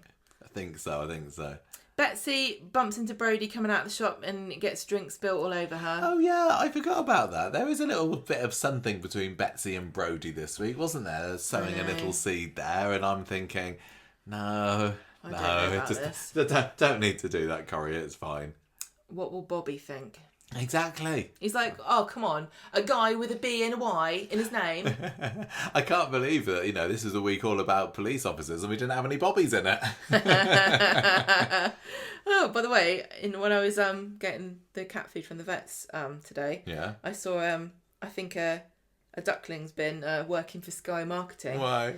Because I saw this advert for Sky and it says, feels like getting only red sweets, but telly.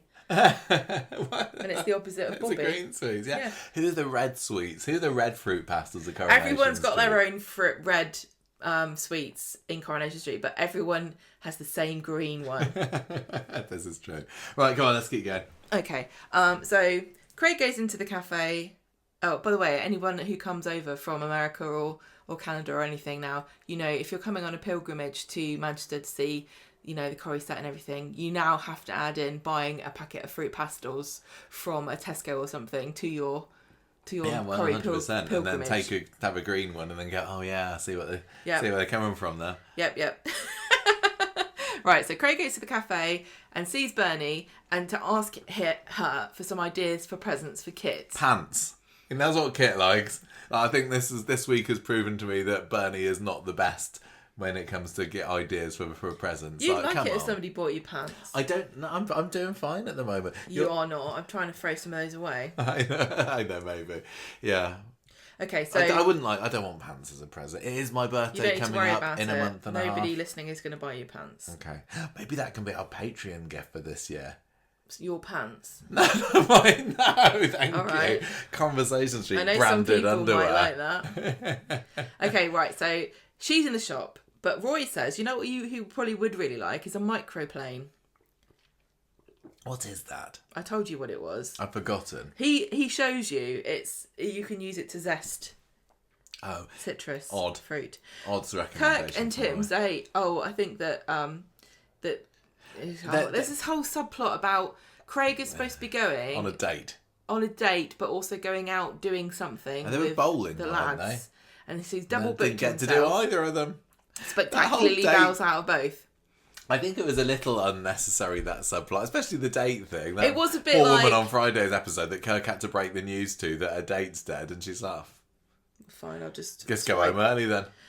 Snuggle up with a box set. This is like they tried, like the cliche in American cop shows is he was one day from retirement and now he's dead. This is like he had a bowling session and a blind date set up. It was we literally did not need that to make this more tragic. It was already pretty tragic. It's already pretty sad. If you didn't think it was sad that he was going to die, you're not going to be more sad because his date is there. He stood somebody up by his Are death. you Craig's date? Don't speak. You haven't got any lines. Just sit there and listen carefully. Okay, so Kit catches Lou in the cafe, wants to talk about Brody because he's got this suspicion that he is actually the dad. And she says, no, end of story, Brody is mixed kid. And he tries to follow this up, but then Sarah intercepts him and congratulates him on his birthday. Because I think Craig asked her what to get him, and she was like, oh, well, for what? Oh, yeah. She didn't know, did she? Because he doesn't very like to go on about apparently. But what a weird guy. Happily tells all his colleagues at work.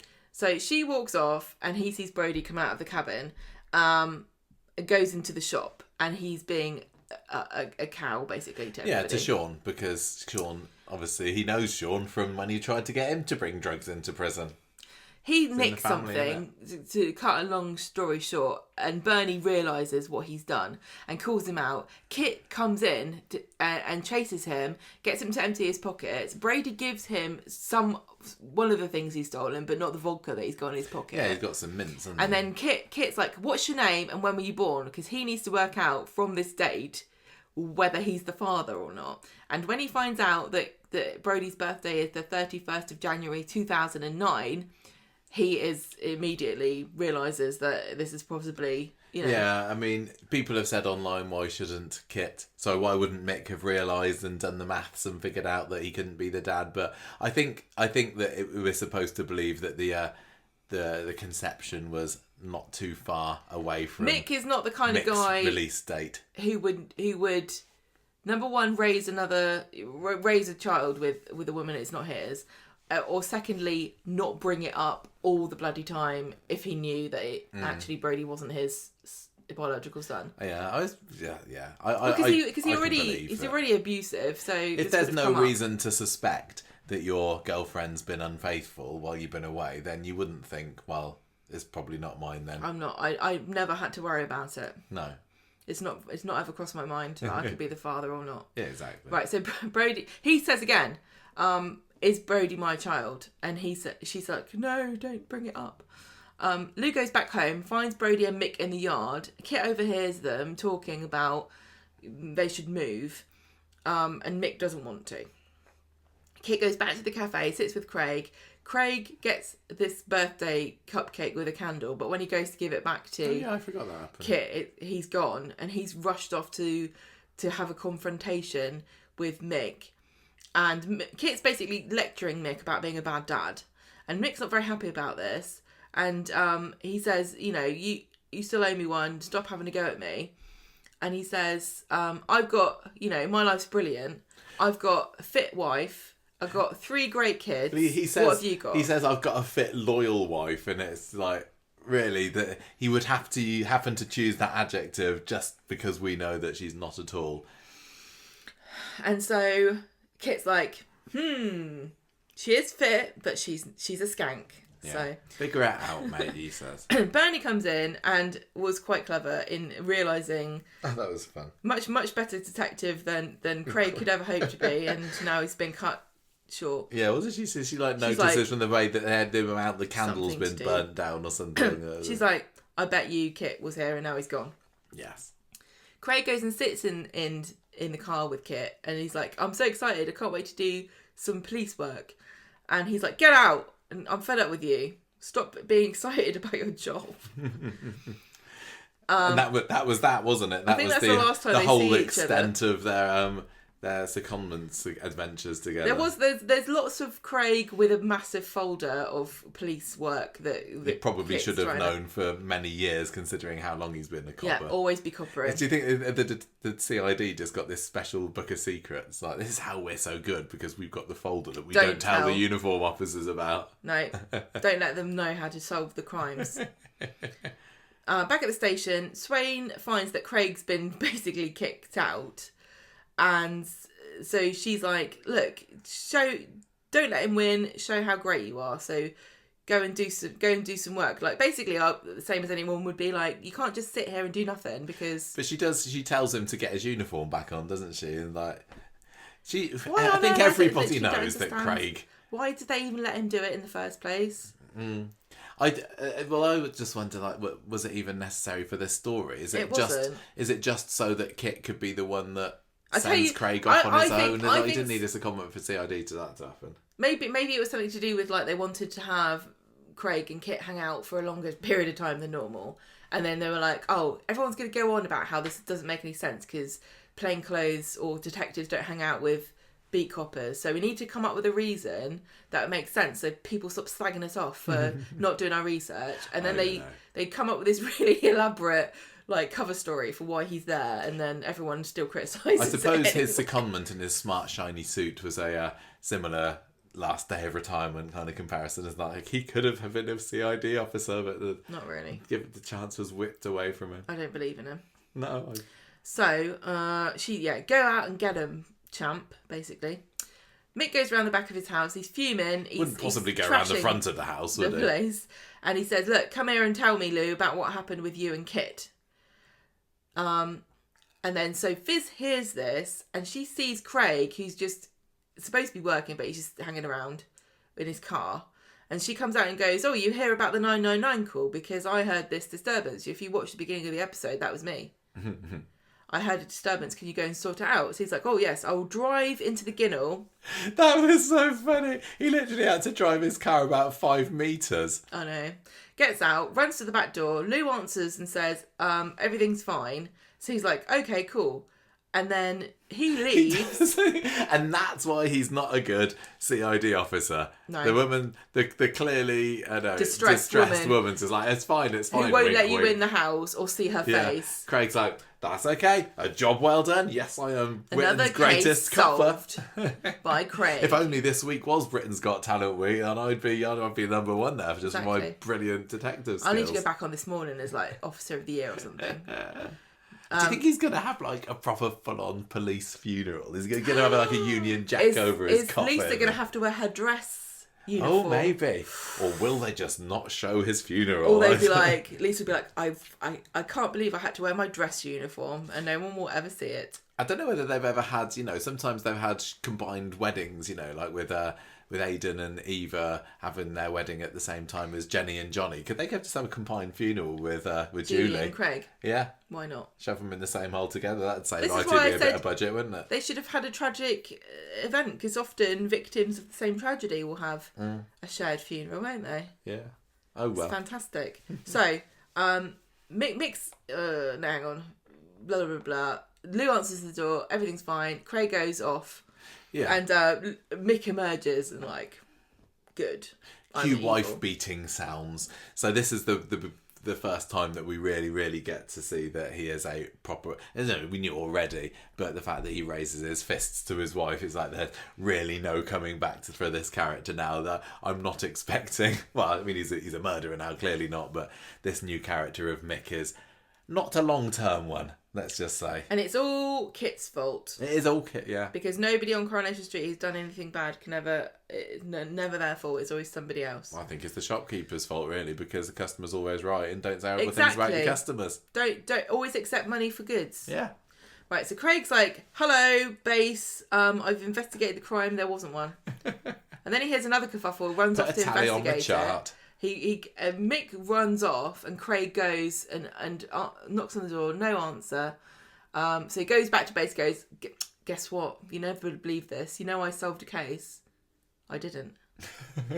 And the person at the other end is like, yeah, okay. Have you been reading your file recently, Officer Tinker? And then goes You've not got to the page that says about not necessarily believing what the people on the door say. The person on the phone goes up to the whiteboard with cases closed and goes up to Craig's bit and goes... just rub out that one that I put in there.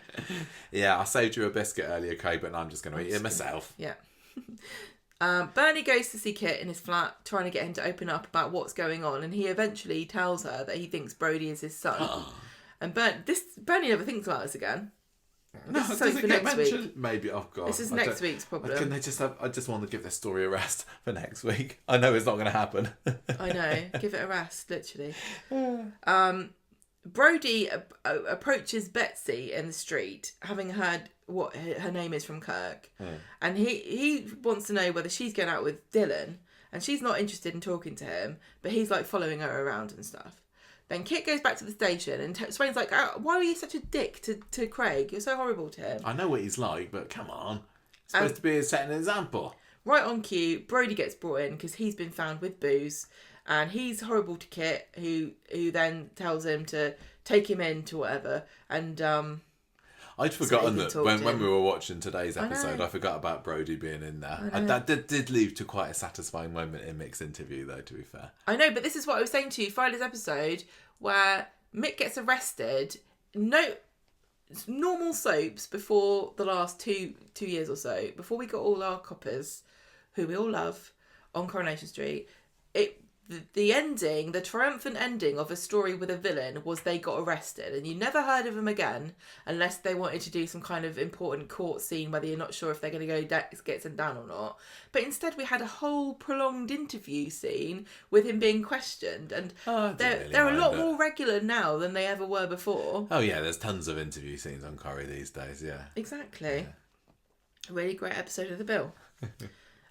So what happens? Then we got so Sean hears about the to-do in the Ginnel, and he's I should have reported Mick beating him up because I think he's now beating Lou up, and it's my fault because I didn't, I let him get away with Mick could have got being violent.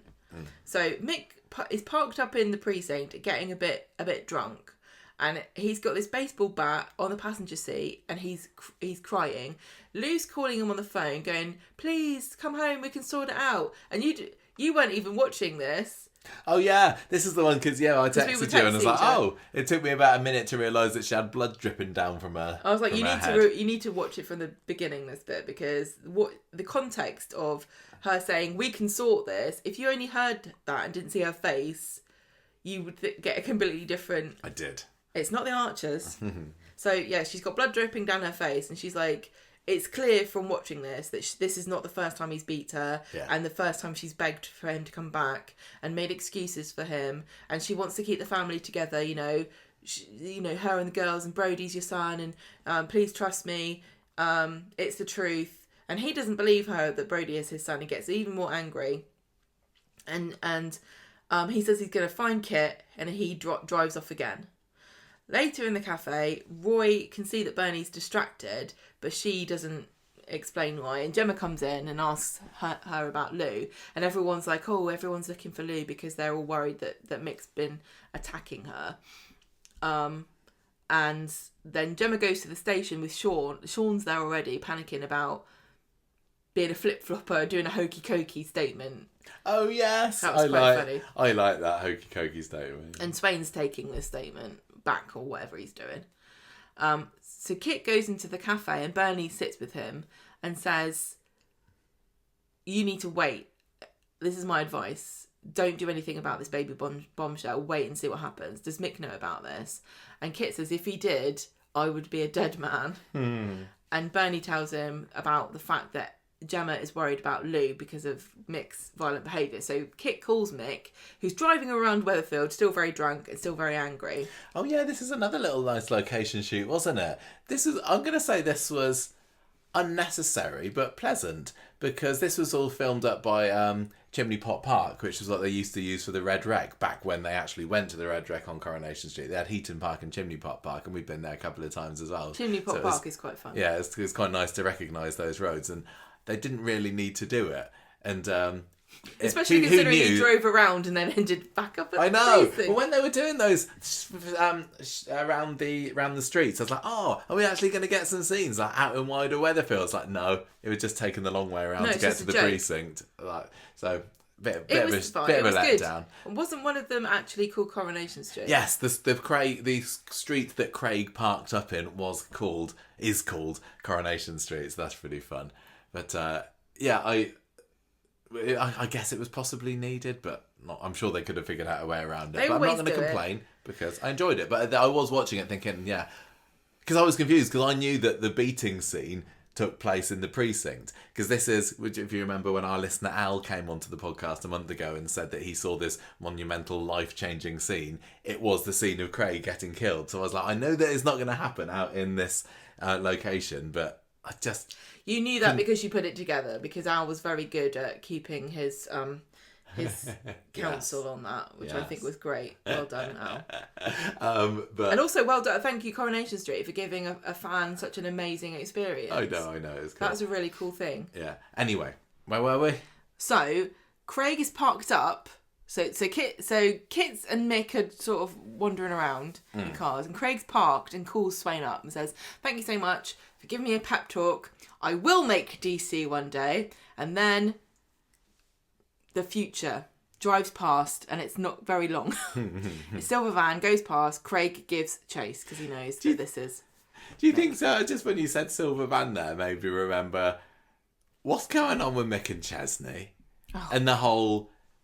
So it was the last thing we knew that Mick's known that Chesney was the one that put the sugar in his van all along, and Chesney currently thinks that Mick doesn't know that it's him. That was of no consequence then. No, that whole sugar in the van sort of subplot was of absolutely no consequence. That was a real build up to now. That's going to be a strong contender. Do you think that Chesney can get his money back? I don't think so. I know I got to give him £2,000, but he's a wrong 'un, Your Honour. He doesn't need it anymore, does he? He's in prison. Exactly. Judge is like, yes, you're perfectly right, Mr. Brown. I shall snatch it from the mouths of his children. Right, so Craig chases Mick past Chimney Pot Park, down a dead end, drives around, what do you know, ends up at the precinct. Jumps out, gets him to stop the car and turn the music off, because we can't afford any more of that. Get out the van, and he spies the bottle, and they have this conversation about saying van and not vehicle and all that kind of stuff. And, I don't know. And, obviously, Mick is very annoyed at police officers in general here. Mick is just completely on the edge at this stage. He's very much an ACAB. A what? All cops are bastards. Oh, yeah, totally. He's very feeling that. He's not into it at all. But, Coronation Street this week was a bit of propaganda, wasn't it? Propaganda. Yeah, that's right. I know all the buzzwords. Right, so get out, and Mick's like, "All coppers are fake, so I shouldn't have to do what you say." And Craig says, "How did you get those injuries on your hands?" And Mick's like, "None of your business." And then Craig gets the breathalyzer, and he's not cooperating at all. And Craig says, "I'm going to have to arrest you, I'm afraid." So Mick grabs the bat, and Craig gets his little baton, doesn't he? Yeah, gets his ass back. Snaps it out, and they kind of like... I mean, I just watched Kill Bill, so it wasn't quite as good as the Crazy 88. There wasn't a go-go there with swinging a little ball. I kind of wish that there'd been more to this. It felt... It would have been totally stupid if there had actually been a fight scene, because the whole point of Craig is that he's a very green, naive, enthusiastic guy, and honestly, police officers in this country are not like trained in hand-to-hand combat, are they? I don't believe so. The average police officer doesn't really have that many tools in their arsenal to stop you from beating them to death with a bat. No. Not really. He's not like Batman with his batarang and shark repellent stashed away in his belt. No, Mick was Batman this time. He was a Batman, wasn't he? Yeah. So Craig tries to stop him, but he just whacks him in the head. Mick whacks him with this bat, and he goes down like a ton of bricks. He does. Blood's pouring everywhere. Mick's like, "Oh, I think I killed him," and drives off. And that's the end of our Craigie. Kind of. No, it isn't. No, there's a little bit more of him the next day, he wakes up to add tragedy. Yeah, I kind of liked the scene, but no way is that going down for me as an all-time Corrie great murder. There was. I don't know what it was. I didn't feel the tension. I think it was because I kind of came into the episode knowing that it was going to happen, and I spoiled myself. Were you feeling like, oh my gosh, this is really it? I mean, okay, so we both knew, everyone pretty much knew. I'd be really interested to hear from some listeners who didn't know that Craig was leaving or dying. Was that a really big shock? Because I think if we hadn't, if Coulson's departure hadn't been spoiled, that could have been did they just do that sort of moment, couldn't it? Because I knew that he was leaving and that it was happening this week, I was thinking, kind of like when Imran died, I was like, it doesn't really make sense that he'd end up in hospital and go, I'm leaving the show. I'm leaving Weatherfield. Like, I was thinking maybe there's a chance that he could wake up and go, I can't stay here. I'm going to live with my mum. Yeah. But I was like, it couldn't happen in the space. Like, he's so desperately ill in hospital. He can't wake up by Friday and get his little knapsack on a stick and toddle off to wherever, Norwich or whatever. So he's going to die, isn't he? Mm. That must be it. I did hold out a naive hope, the same as I did with Imran, where I was like, maybe it'll be all right. I mean, comparing to Imran's death scene, and there isn't that much comparison. That did kind of come out of nowhere, where he just dropped dead, didn't it? But I think that the scene where they were crashed and then he was getting out of the car and there was rubble falling around. Oh my God. That to me was just a little bit more dramatic and epic than a 2-man showdown, and then the bat around the head and then down. There's something to be said there was nothing wrong with any of the performances. I think it was because I was just waiting for it to happen in the episode that it didn't feel shocking enough. And there's something to be said for a slight kind of anticlimactic sort of thing where you realise how fragile people are. I suppose so. I'll tell you one thing I did like. I don't think that it was played up enough for it to really be effective as that either. I liked having I like the wound on the head. I thought that the makeup department did a good job of that, because that looked nasty, didn't it?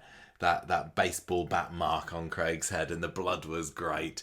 Well, I mean, it becomes more harrowing on Wednesday. So maybe if you because this was hyped so much because, you know, Coulson did all these interviews, they were talking about it, we all knew this was going to happen, and so perhaps Monday felt a bit anticlimactic because it was just donk and then down, right? But Wednesday there was a lot more. Maybe it would have been more effective if Mondays had ended with a confrontation that wasn't conclusive, and then when Wednesdays has started with a fight and he went down, and then we'd have the whole episode to kind of gradually get ourselves used to the idea that this was actually him dying. I don't know. You know? I think if they'd have ended before the hit on Monday, we would have just ended Monday's episode saying, well, we know what's going to happen. I know, but you're saying it was anticlimactic because he just got hit and went down. I don't know whether it was just because of that. I'm saying to you that Wednesday's episode, there were all of those scenes with Maria standing over and Sarah comes and then Asher comes, you know. That added, if that had been all in the same episode, I don't think you would have had an impression of, Maybe. Oh, that was a bit of a letdown. Maybe. The problem that I had, well, one of the problems I had with Wednesdays is it felt too similar to Mason's last episode, except it didn't have any of the clever alternate what if kind of scenarios like Mason did.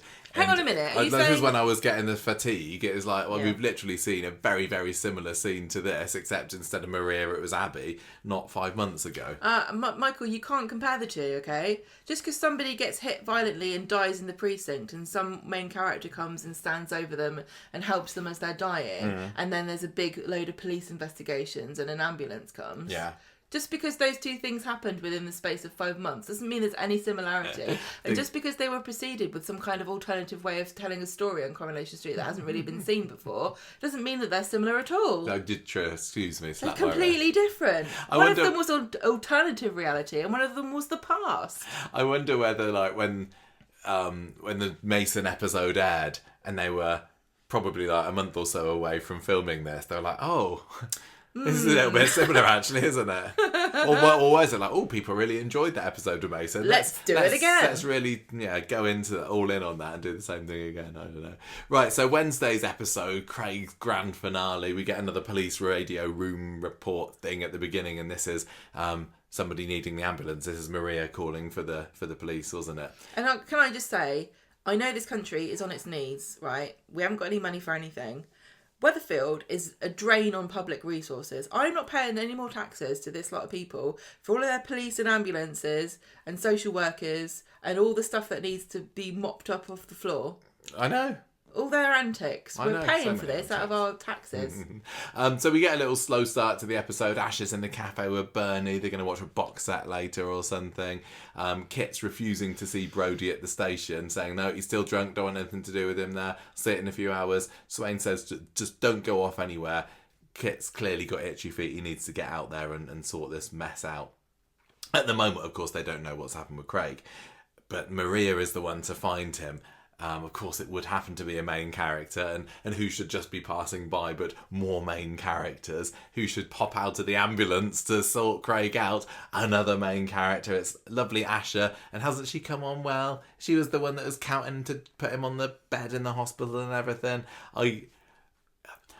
This doesn't bother me at all. It doesn't particularly bother me, but it does just lead me to think, more hospital scenes to come, I suppose. But yeah, I was just as happy to see Asher, to be honest. She's putting him on his back, checking his pupils, asking him if he was hit, but he can't really talk. He's still vaguely conscious, isn't he? But, with a blow to the head like that, you're not going to be thinking too straight, I tell you. At the pub later, Gemma is telling Bernie and Chesney about how she's been terrified of Mick now that she's corroborated Sean's story about Mick beating him up in the ginnel that time. She wasn't with Mick all that day at all, but now... I've got a target on my back. He's going to come after me. Bernie says, look, well, she's going to have to go through me first to tell you. Then they start to talk about how they feel sorry for the Michaelis kids having a dad like Mick. And Gemma's also somewhat worried about Lou. Craig turns up at the precinct next. No, he doesn't. Swain turns up at the precinct next to see Craig being wheeled into an ambulance. And I like Swain, but what a massive bitch she was to Maria in this scene, wasn't she? Do you know, Maria's there. She was very guarded all of Wednesday. Maria's blubbing away, as you would, I think, if you found this. She's absolutely traumatised. And what was it that Swain says? She's just like, pull yourself together. You can't get into an ambulance. You need to speak to me. She wants to go with him to the hospital. She's like, I don't want him to be alone. And she's like, no. Swain's clearly saving all her passion for Carla because there was not an inkling of understanding. Or you do have what's the copper equivalent of a bedside manner? Didn't have it there. So, get her on training on that. One thing I want to say also is how much of this drama of these 2 episodes was driven by the fact that Kit decided to just not look at his phone. You're not wrong. You're not wrong. Or the fact that everyone was trying to call people rather than text them. Yeah, I know. If I've got something really urgent and I need someone to know something and I phone them and they don't answer, I will text them to let them know because I know they can look at their phone and see. And it's not like they would have been texting necessarily that Craig's dead because that's, maybe something you don't want to get on a text message. Craig's dead, lol. But a little skull emoji. Mm-hmm. But yeah, just to say that he's been attacked and you probably need to. Well, also, isn't they know that Kit's out looking for Mick? Yeah. By the way, the guy you're looking for just clocked Craig round the head. I can't remember whether they knew at this point whether it was Mick, but it all comes out later. So whatever. Kirk's in the cab office later with Steve and Tim. They're still a bit peed off that Craig can't go out bowling with them tonight. But they're back in the dating game. All's looking rosy for Craig in the future, apparently. Well, he's going to be in CID. Kirk, he's going to win bowling. He's going to go on a date. Kirk's reason for not being able to get any messages is that he took his phone into the shower and it's in a bowl of rice at the moment. Yeah. So, but I'm sure you can guess what I think about that. Cooked. So it's not working. Meanwhile, you got Lou taking the girls out the back. I couldn't believe this. Joni and Shanice. Will we see them again? I don't know. I think we will. I think that Tim's fostering dreams have only just begun. I wonder whether when they were putting together the plan for this story, it's like, can we have this story happen somehow without seeing the girls? Can you you go out the front, girls, I'm just going to go out the back, Again, but does this not really feel a bit like ITV cost cutting? There's literally, they've been in scenes off camera. Lou's been like, girls, come down the stairs. Yeah, the fact that they've got them now, it made me think, well, they could have put them before today's episode. But they didn't, I'm sure they could have squeezed them in. Like, was there some kind of accounting problem where, oh no, if we do them in April, then we're going to have to pay taxes on... You know what I mean? Really, all of these choices start to feel really cynical and calculated and not based in story. Yeah.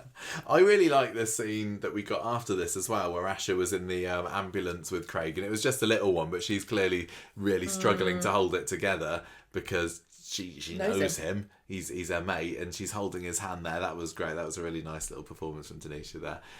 Then you get Craig arriving at the hospital, blurry vision. You got Craig view, don't you? Craig cam looking up at everyone who's looking down on him. I don't understand also why Craig didn't wear the same outfit that we had Tina McIntyre in when she was in hospital. Oh yeah, that little skimpy number. She wore her lovely bandage outfit, a bit like Laylee from Fifth Element. We did get, in the final shot of Craig on Wednesday, we did get some Craig nipples, didn't we?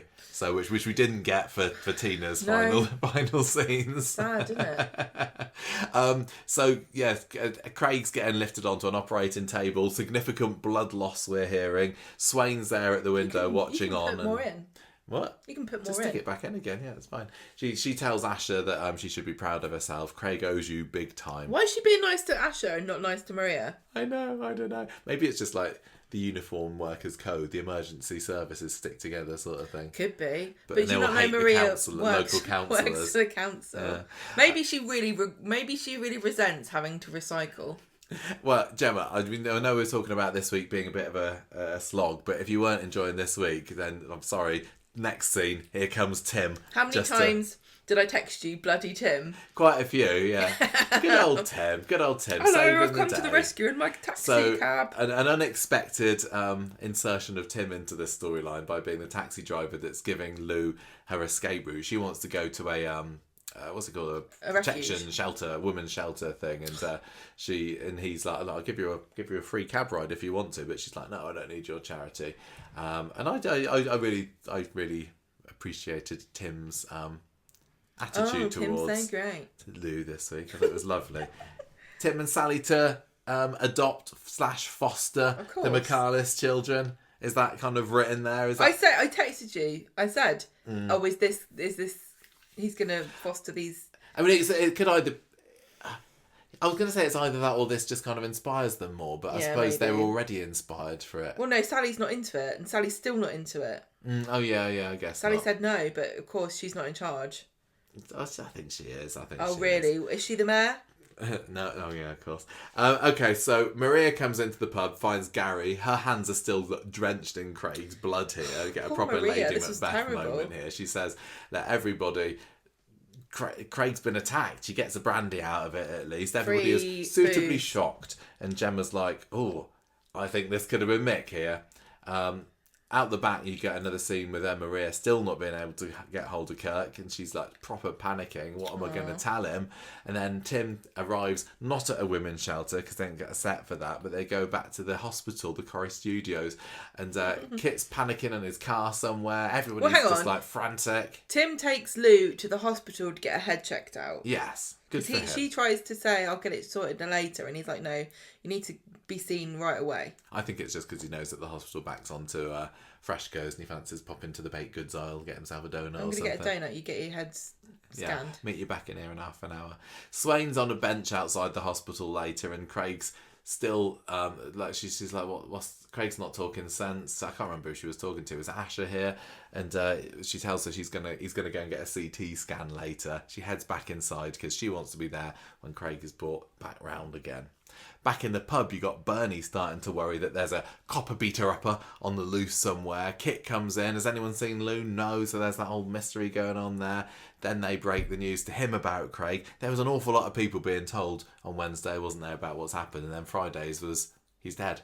Like, oh no. Then you got Swain sitting next to Craig's bedside saying, look, I blame myself for this. That's the other. Everybody blames themselves for this. I say, Craig, don't go out on duty on your own. I say it was Mick's full of bravado. That's what you get for it. This is why they go in pairs. Cutbacks. She's saying, look, I pushed you out to prove yourself, so I'm sure that there's going to be plenty of angst and drama and hugs from Carla with this PTSD-induced incident going on. Yeah, this episode was a lot of women being traumatised. And men. Kit was pretty traumatised by it as well. Really? Yeah, he blamed himself. It was Maria, Swain, Asher... all being traumatised. Yeah, and then Sarah got a bit traumatised as well. Kirk, he was the biggest. Well, that was Friday. Yeah, okay. So Asher comes in and to see Craig as well. Then she and Swain have a bit of a chat about how everyone thinks that people like us are superheroes or whatever, but we're just normal people. It's sad when people get hit around the head by a baseball bat, isn't it? None of us are coping. And Swain says, I vow revenge on whoever did this. You don't attack any of my officers and get away with it. Now Mick spends the rest of Wednesday trying to kidnap women. Yes, he does, doesn't he? He's just, he's out. He sneaks up on Got Sarah. nothing to lose. That was, what did you think of that scene? Because that was like a first person cam. That was a Mick cam, wasn't it? And it's like, oh, who could this be? It's Mick, of course. It was really just reduced cast all week this week, wasn't it? Maybe that's how they were able to afford to go out on location quite so much, because they had a really tiny cast for the rest of the week. I don't mind it being tight.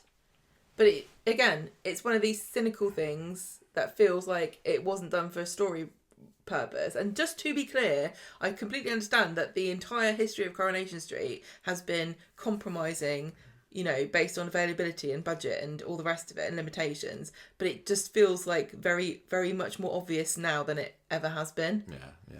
So Mick's saying, where's your boyfriend? And she tries to get rid of him, and he's like, no, I need to find out where Kit is. He needs to see Kit and teach him a lesson. I felt a bit like I had been hit over the head with a baseball bat this week too, because I kept forgetting that Craig and that Kit and Sarah were going out.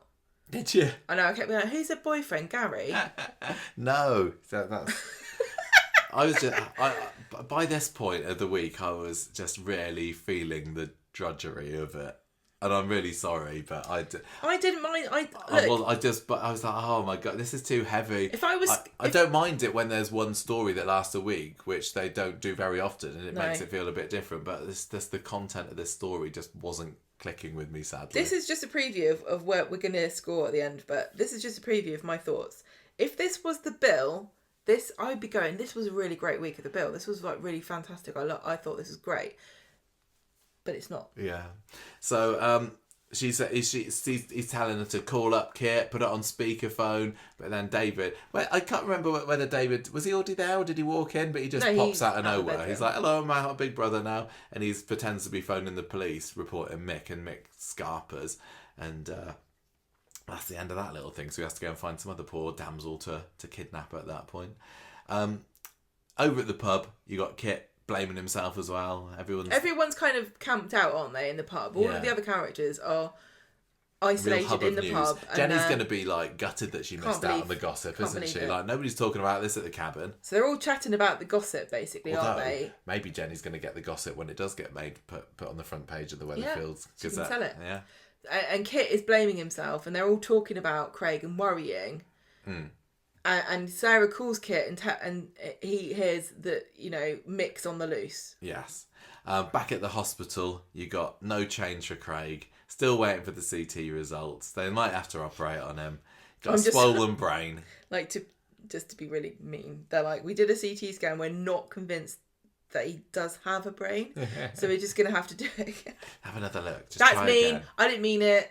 Poor Craig, R.I.P. So... Swain gets a call saying that Lou's AWOL as well, and then she has to go back to the station, so she leaves Asher with Craig. Aww. Tim, meanwhile, he's at the hospital.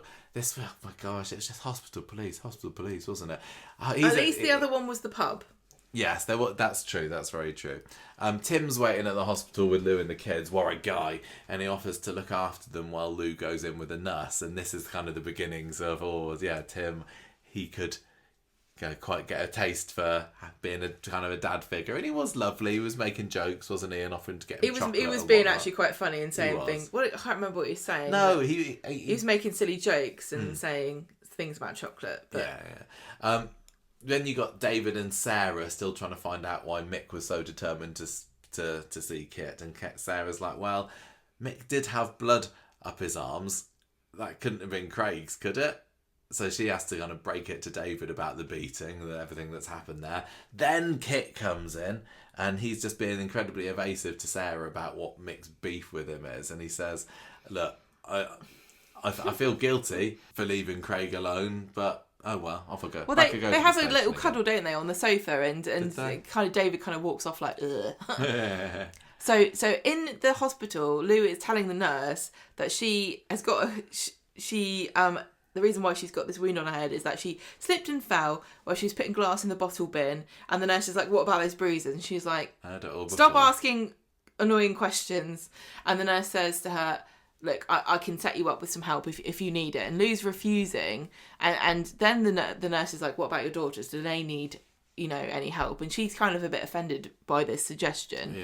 But clearly that could be where his abuse goes if it's just so then we get Asher, don't we? Because Craig's waking up at this point, and this was the last chance hope that maybe he'd be okay. But I thought that Coulson did a really good job of this, because he wakes up and he's like, his eyes are like open wide with fear. It's like, oh my gosh, there's something wrong with me. This is all really awful because you don't know what his brain. No, what is he thinking at this? How is his brain processing? Does he know anything? Is he just feeling pain? What's happening in his head? Yeah, does he know what's happening and it's fear, or is he scared because he doesn't know what's happening? Oh, it's horrible.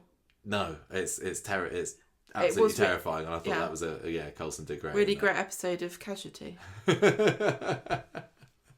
Then you got more station stuff. Swain's filling kitten on Craig's latest movements. Not his...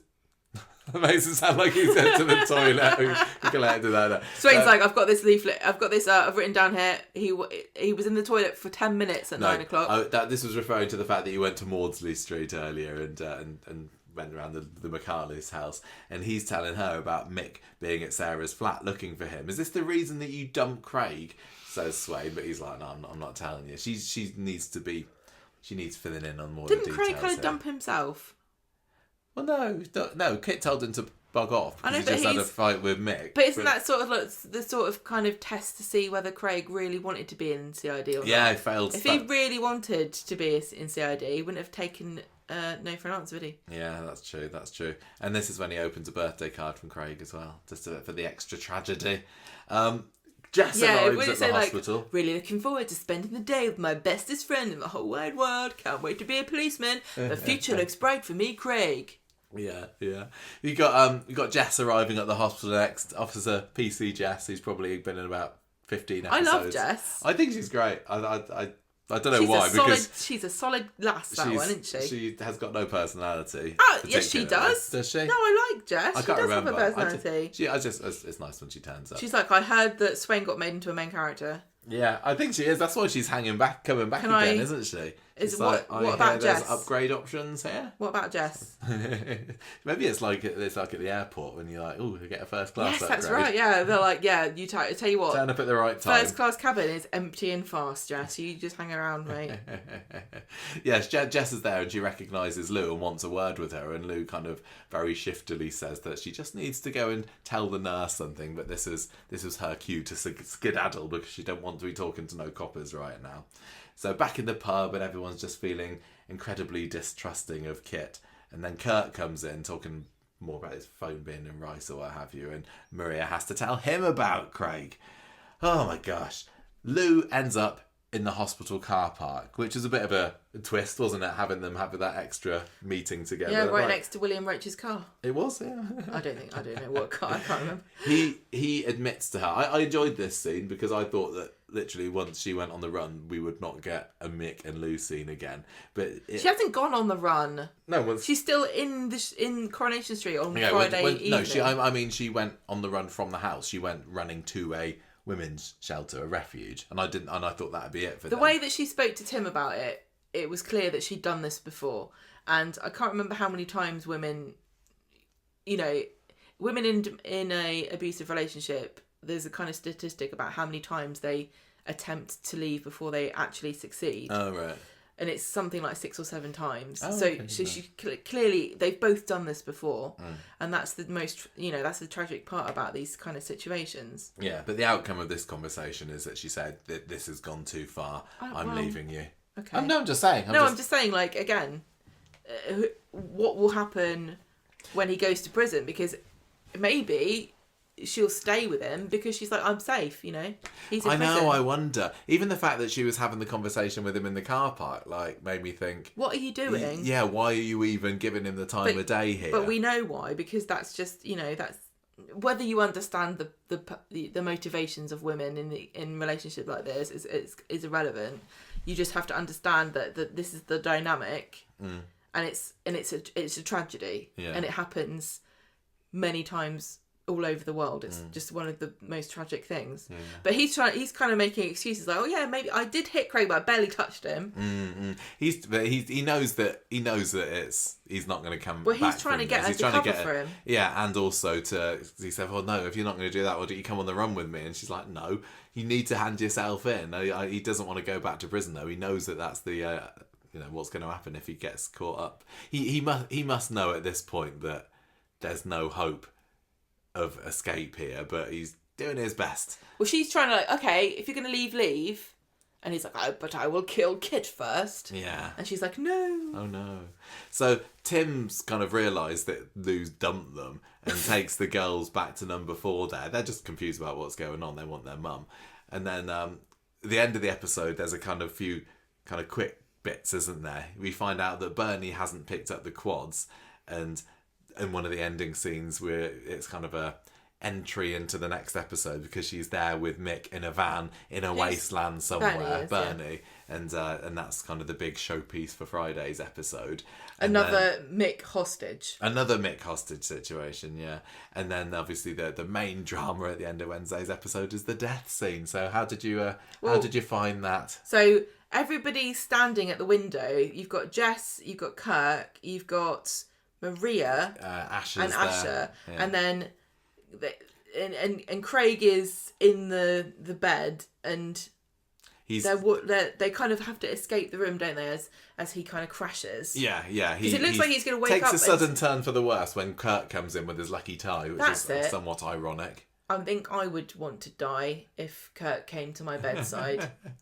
So they all get ushered out, and then they watch through the window as he dies, and it did look a bit like he was going to say something, and it's interesting because they are, because they are asking him like, who did this to you, and he was, it was one of these typical, I was just about to say, and although by the end of the week it was this is what I'm just fairly I was clearly just trying proven to say. To be Mick. Go on. Like normally this would be the crucial piece of evidence that it leaves the mystery that happens at the beginning of an episode of The Bill. But we already know, and everybody knows, it was Mick. There's so much evidence it was Mick. You don't need Craig to even say. And it's really sad that he died thinking that he had to say something that he didn't. Like he could have said, I love you, or tell my mum, or whatever. But instead he was maybe thinking to himself, oh, crikey, I better... Yeah, the fact that he didn't get any kind of tragic final last words makes it, in some ways, even worse. Yeah. It's so mysterious to wonder what he was able to think. Yeah. But like I said earlier, I was watching this and I didn't enjoy Wednesday's episode. It was just not for me. It was just too miserable and too policey, too hospitally. What was really... And so I was at the end going, oh, well, he's dead then. Do you think you were just kind of like I get sometimes, where I get contrary and I'm like, I think no. I was a little bit, and I'm sad that I was, but I just wasn't feeling it, unfortunately. I think I'm very resistant. Maybe I need to watch it again. To manipulation. Like I didn't like Titanic. I was like, I don't care if they die. I'm not even bothered. This week was the Titanic of Coronation. It wasn't it? Yeah. So let's get on to today's episode. I hope I don't know whether this is turning into a good podcast or not, because it's tough when it's one story, isn't it? It just keeps on going, and we did a lot of our discussion of our opinions of it towards the beginning, so it does feel a little bit just, well, here's what happened, but maybe that's I don't know. Hopefully people are just happy to hear our voices again after a week off of the podcast. We haven't had a week off. We've had a day off without having a bonus podcast. We had one day where we didn't do the scheduled thing. I know. And you didn't do the shorts. I didn't do any shorts this week. We did true. One short. We should have done 4. So sorry for that as well. But you keep acting like 8 days between podcasts is some kind of unimaginable I know Sahara desert of podcasting, but it's really not. I'm just sad for the listeners that really, really loved this week's episode. They're like, I can't wait for Michael and Gemma to confirm for them how great this week was. I'm happy that they enjoyed it. I know some people that write in quite a lot really enjoyed it. I don't like listening to people moaning about things that I liked, so this will be a tough listen for some people. I know. But out of the exits that have happened this year, like Julie's, we were a bit meh on, weren't we? Especially how Eileen was then, accused of murder. Marched into the Yasmin's gulag.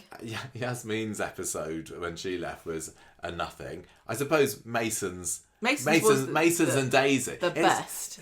Mason's and Daisy's were both excellent. Yeah, to me, it's been a bit of a, both mixed a bit of bag. Extremes. Yeah, there are some really great ones and some, I just didn't really feel it. But when you've got 6 exits of really big characters in the space of 5 months... You're saying the writer said, we can't make them all great, guys. Well, who's going to get the flub of an exit? Like, literally, like you just said, not everything's for you. No, but it should be, damn it. Right, so, Friday. Did you enjoy Fridays a bit more? No? Okay. Yeah, it's okay. It was okay. It's all right. You can have... I'm sad. I need to like it more next week. I enjoyed that they had more location stuff. Although the actual content of it, with Bernie being held hostage by Bat, I was like, she's going to be fine, isn't she? It kind of wrote itself a little bit. Like, Bernie's going to escape, Mick's going to get arrested. Or maybe I wasn't thinking that. Maybe I thought that Mick would go on a run for a little bit. How did you find today's? I thought it was fine. Like I said before, I thought this week was good. I've said it about a million times. Okay. All right. I'm not going to keep Let's saying it. Let's run down what happened on Friday then. Right, so over to you for the synopsis. So again, we open with the 999 operators. Michael Burke is lurking, waiting to narrate this, but we're not going to let him because this is Coronation Street, remember? You're watching Coronation Street. So Bernie's telling them, come to the waste ground. Something's happening. Not the teenage one, the grown-up one. Yeah, they were in a grown-up wasteland, weren't they? They could have so easily filmed this at the usual wasteland. So fair play to them. Good on them for actually getting out there. Going to a different one. Yes. And I was. This is such a nitpick, but I was so distracted by the lighting difference between Kit's face and Kit did look like he was bathed in a solar glow, didn't he? He was in golden hour, and everyone else was just normal dusk. Yeah. So everyone in the hospital is just crying because Craig has died. And so Kirk bursts in. I've never seen Kirk so distraught. Drapes himself over the corpse. Yes. He tries to. A la our R. Kelly. R. Kelly and a dead mum. Well, he doesn't. He goes for a hug for a little bit, doesn't he? I thought that they did a good job making up Craig's corpse. Not that I've seen too many dead bodies, but he had like blue around his lips and everything. They proper made him look proper poorly, didn't they? He's a bit sick. And this Friday's episode was your annual reminder that Kirk and Maria are indeed brother and sister. Yeah, so they cry in each other's arms.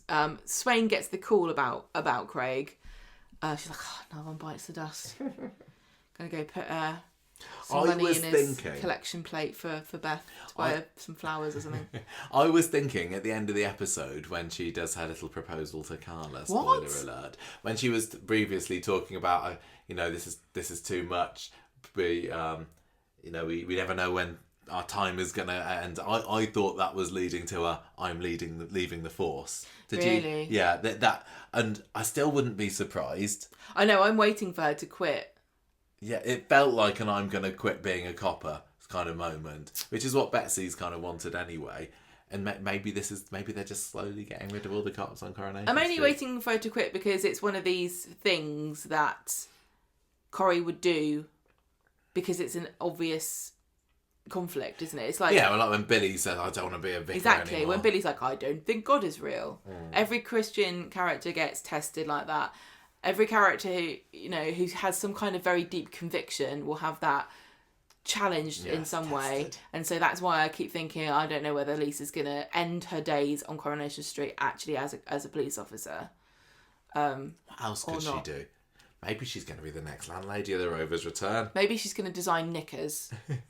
She could. Yeah, it wouldn't surprise me if she quit the job that Carla. If she quits the police force, Carla's just like, just when I've got an opening for. Knicker designer. And then Swain will be like, it's my lifelong passion. And I never mentioned it before now. Maybe Carla's like, I'm moving into knitwear. Lisa, do you want to be my model? I love jumpers. I love little vests. Yeah. They're my favourites. Right, so, what are we talking about? Right, so. Bernie. Mick. Hostage. Mick is got Bernie hostage and he's trying to get her to contact Kit, but Kit again is not answering his phone. He's being a right diva this week, and Mick says we need him. He's got his uses. He can get things done. He's panicking. He's boozing still. He ties Bernie up, and then he's giving slurs about police officers and saying things like that pig got what he deserved about Craig. He doesn't obviously know at this point that he's a murderer. No. And he says, my life was ruined the day I met Kit. Bernie would know all about that if he wants such a terrible mum. And Bernie tells Mick that Kit hasn't forgiven her for abandoning him. So she's like, there's no point having me as a hostage. You don't even like me. Yeah, they lean into that quite a lot, don't they? The Kit's not going to care whether it's me or not because he's got no feelings of it. Don't think this was the intention of the show, but it did feel a bit like Bernie's being like, oh, well, he doesn't even like me. I've spent my whole time. I've been nothing but nice to that kid. I bought him pants. Visiting his flat every episode for the last He doesn't week. even like doesn't me. Appreciate it did feel a bit like a passive-aggressive mother trying to guilt trip her children into coming for Christmas. Meanwhile, David and Sarah are talking about Kit, and David's like, these two, him and Mick, are thick as thieves. And Sarah's like, maybe you're right, but I'm not going to let on that you convinced me. I hope that Sarah does give him the old heave-ho soon. Why? Do you think that with all of this, with all these 4 episodes, is this more likely to be leading to a redemption for Kit, or is it signing his death warrant because I feel like Kit's got a lot of potential long term, but all of this stuff reminds me of what happened with Gary, where he went through this kind of series of unforgivable things that he did, and then the show went, oh no, he's not a villain. He's the main character. I just feel like soap justice needs to catch up with Kit at some point. But soap justice doesn't exist anymore. It doesn't exist on this show. Maybe that's why Swain wants to leave. The force is like, I've lost my faith in Lady Justice and soap justice. But this is why Kit is bent for justice, because you've got to bend some rules to get the results now on Coronation Street. It doesn't happen naturally. There's no law of nature when it comes to people getting their just desserts. There's no place for me here. Yeah. Right, so Lou eventually gets to Sally and Tim's house, and she says that she was trying to look for Brody, and Brody's just in the police station. He doesn't believe her. She tells him that when people like me talk to the police, it does not make things better. Then she starts panicking because she still doesn't know where Brody is, and Mick's out there, and she asks Tim to look after the girls for a bit longer. The police cars are all over the place, and Kit is asking Lou, where is Mick? She doesn't know, and she gets arrested. And then she's like, oh, when they say that Nick's killed somebody. Yeah, this is the news. I know, but she shouldn't have gasped really, because it kind of makes it sound like she was like, oh, another one? Right, so over at the wasteland, Kit finally gets in touch with Mick. And Mick's like, I got your mum. You better come, otherwise I'm going to chop her into bits. And Bernie's like, oh, he won't even care. He doesn't even like me. Oh. Mick says, well, I'm going to use my lie detector back to find out whether he likes you or not. Which is a really nice and a unique way of finding out your real feelings. I think they should start using that at Weatherfield Police Station instead of the usual lie detector test. Why not? Gary tells everybody in the Rovers about what's happened. So you got Glenda. I can't remember who else was there. I know Glenda was there. Sean. Just mostly the main characters that were involved in it. Asher was there and Kirk. Well, they turn up, yeah. Maria. And they're all obviously really sad. Kit comes to the wasteland and he is looking for Mick. And this was quite dramatic, I guess. But I was still just watching it going, new character, Bernie, who's been in it for 5 years. I wish I didn't keep thinking about the fact that these characters are so new. But Bernie's been in it for long enough, but I think Bernie's earned her place. Yeah. But again, the trouble is about modern Corrie characters is that even if you've been in it for 5 years, you really haven't had many significant storylines, not like you would have done in the day. Like, how much... I just feel as though you packed way more into your life as a Coronation Street character in 5 years, back in the days when there was only 2 episodes a week, I guess. Sorry, what were you saying? Yeah, I was just going to say that if the new characters are really, really good, it doesn't matter. But I think it's because they're new characters that I'm not fussed by. For me... Apart from Lou, I desperately want Lou to stay on the street, and I want this just to be the beginning of her escape from Mick and integration onto the street as a real character. I just really, really love Lou, and this week's made me love her more. It's not to do with how long a person has been on the street as an individual. It's the sheer number of scenes and big A storylines that have been given to characters that have not been in it for very long. But Kit hasn't been off our screen since he appeared, has he? He's only been in a year. Yeah, I know. I'm making the point over and over again because I feel very strongly about it. But like, if you're going through the show, say you decided this week you want to watch Corrie again, right, and you haven't watched it for a while. Number one, you watch the beginning of every single episode of this week and you go, what is this? This isn't Coronation Street. And you keep looking through the channels. Or you get halfway through and you go, I don't even know who any of these people are. I'm not going to bother watching it. Or you watch Wednesdays and you go, well, this is Mondays again. That's what happened to me. I was just going to ask, did any of the listeners put on Wednesday's episode on ITVX or whatever, streaming, see that first scene in the police radio room and like, oh, I've accidentally put Mondays on by mistake, and then back out of it? I literally backed out to the menu when Wednesday started because I thought I'd accidentally clicked on Mondays. Even though you told me that you did that, today, when you put it on, I was still like, he's put Wednesdays on. and just to be clear, this was a really interesting way of telling the story. And what, with the radio room? Starting every episode this week with a similar... It didn't really bother me, yeah. No, I thought it was a really interesting and unique way of telling the story and marking this as a kind of important and different week from the other weeks. It's just unfortunate that it added to my feeling of this doesn't feel like a Coronation Street episode. Anyway. So Kit arrives at the wasteland later, doesn't he? Well, I said that already. Did you? Mick's like, he's like, where's Mick? And he's walking around, and Mick comes out, and like I said, this is where this is what I was saying. This is why I said, it would have been very dramatic if it wasn't for the fact that these two guys are arguing about something that I only found out happened on Friday, and the only reason I found out about it was because we went back in time. I did enjoy the fight. I thought there was a good contender for an Eki thump there. I don't know. No. I'm just trying to think about. I thought it was great. I just didn't have an emotional connection to it like I would have done.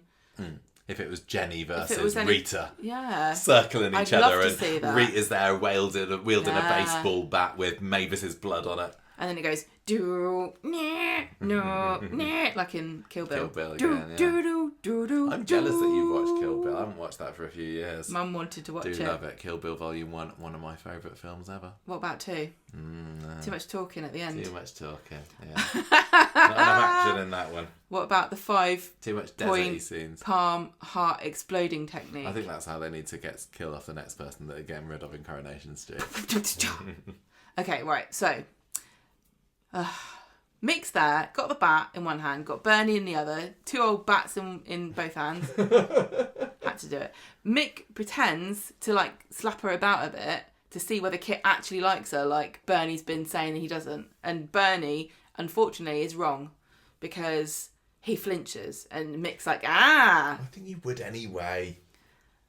I know. Even this isn't really. This is It's not best of tests, is it? If you're a police officer, you might do that anyway. And even though Bernie's saying like he doesn't care for me, the fact that they hang around each other, the fact that he knows he's her mum, he's gonna do something. He's not just gonna look, blank faced while she potentially gets beaten to a Mick. pulp. He has to emote because this is Coronation Street, and we have to see on his face how he feels.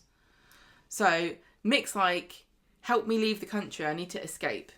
You've written, help me lead the country. He's like, help me lead the country. He's like, well, I think you'd be better than Keir Starmer, so yeah, let's form our own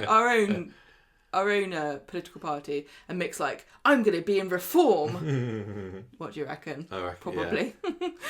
Lou is being interviewed by Swain, asking about what happened with the disturbance. Why have you got blood on your head? And Lou's like, no, it's just an argument. Mick went out to clear his head. Sorry, I can't do anything about it. I can't help you. We're just an ordinary family. And then Swain's like, oh, what? Like an ordinary family where one of you's a murderer and the other one's in the cells because they were drunk. And she reveals that Brody's in the cells, and Lou didn't know. Yeah. Mick's getting really riled up, and he and Kit are having this action cam standoff, and they're circling around, walking around and around in circles. That was a nice bit of direction. And Bernie's sitting on the floor, like cross-legged, like a little kid, because she's got her wrists bound, so she can't really do much. Although I would have run away ages ago. It's probably quite hard. Probably quite hard, but they're distracted, aren't they? They're both distracted. Yeah. The only reason both trying to out alpha male each other. Here. Anyway, Mick says, you ruined my life, and Kit says, you've taken Craig's, and Bernie's like, oh. Mick says, no, you're lying, and Kit says, you need to hand yourself in, and Mick's like, no, I won't, and then he's like, did you write the dialogue for this episode? Actually, they asked me, and I did send that in. That's what your draft said, and they're like, that's why I'm really bitter about this, because I could have written this and they wouldn't let me. So I think it's crap. I'd have known that you were in it because you wouldn't have had quite so much Tim. No, I would have had Tim go, I know I am but a simple moron. Right, so Lou gets released from the station. Brody's still drunk in the cell, and Swain's like, "Why are you protecting him? He's going to go to prison, whether or not you say anything or what. So why carry on?" Mick's got this bat still, and he's like, "Better to be hung for a sheep as a lamb." And he tries to hit Bernie round the head, and she stops him, and then she starts talking to Kit about the this backstory. Big revelation. This was a bit cringe. A bit. So she's like, I just don't care. Before I die, you tried to contact him or not. Before I die from this bat to the head, I need you to know. So Bernie, why do you get a speech and Craig didn't? Right. So she says, before I die, I want you to know that I did try to contact you. And Kit says, I know. I remember very well that day. I've got the note that you left. And she's like, I can't believe that you do that. Why didn't you say? And he's like, yeah, it makes no sense, does it? But you didn't ask. Yeah, exactly. It never came up. Bernie runs at Kit. Mick runs up to them. Kit and Mick have a scrap. Mick whacks Kit on the leg, which is his greatest weakness because it's the longest part. He falls to the ground. Bernie runs over to Mick's bag while he's distracted. Even when Kit's like collapsed to his knees, he still towers over the average person. Bernie grabs this brick, which happens to have a phoning capabilities, calls the police, which is her from the beginning of the episode. Mick rushes up to her and she whacks him with it. It must be a Nokia because he falls to the floor. I think that was just an extra throwback to last week's 2007 episode. Yeah. That was also the year that the iPhone launched, don't you know? Well, you couldn't copy and paste back in those days. Kit comes over, grabs him from behind. There's another tussle, and Mick has the bat at Kit's throat, getting ready to kill him, and then the police turn up. Hooray. Kit arrests Mick. PCs come over, take him away. Oh, I didn't do nothing, he says. It was him. Then we have a musical montage, and it was that woman I told you about. Everyone's crying. Down? Alice, somebody? I don't know. Did I write I told you. No, I did. I told you. You told me to write that down. I didn't. Sorry. Do you think I told you just out of interest? Because it means nothing to you. I'm not going to win this. You told me, but I forgot. Kim's having a cry. Alice Bowman waiting. There you go. And everyone's crying. The girls are having a cry. Sally's having a cry. Bernie comes home, gives Gemma a hug. She's crying as well. Everyone's in the rover. There's photos. I don't remember. There's photos in the rovers. Oh, that was sweet. Where the photos at the door, they had Bethany next to Craig, and their little appearance of Bet in the corner as well. Maybe Bethany will come back for the funeral. Unlikely, I'm gonna say. They were just told on the phone. Maybe the funeral will be live streamed to Beth and Bethany and everyone else and Faye. And what about poor little, what was her name? Caitlin. You remember no one cares about Caitlin. The little artist. Yeah, I know who she is. Paddy McGuinness's daughter. They just have the music continues. There's a bloody warrant card in a bag. Kirk's crying and having to tell.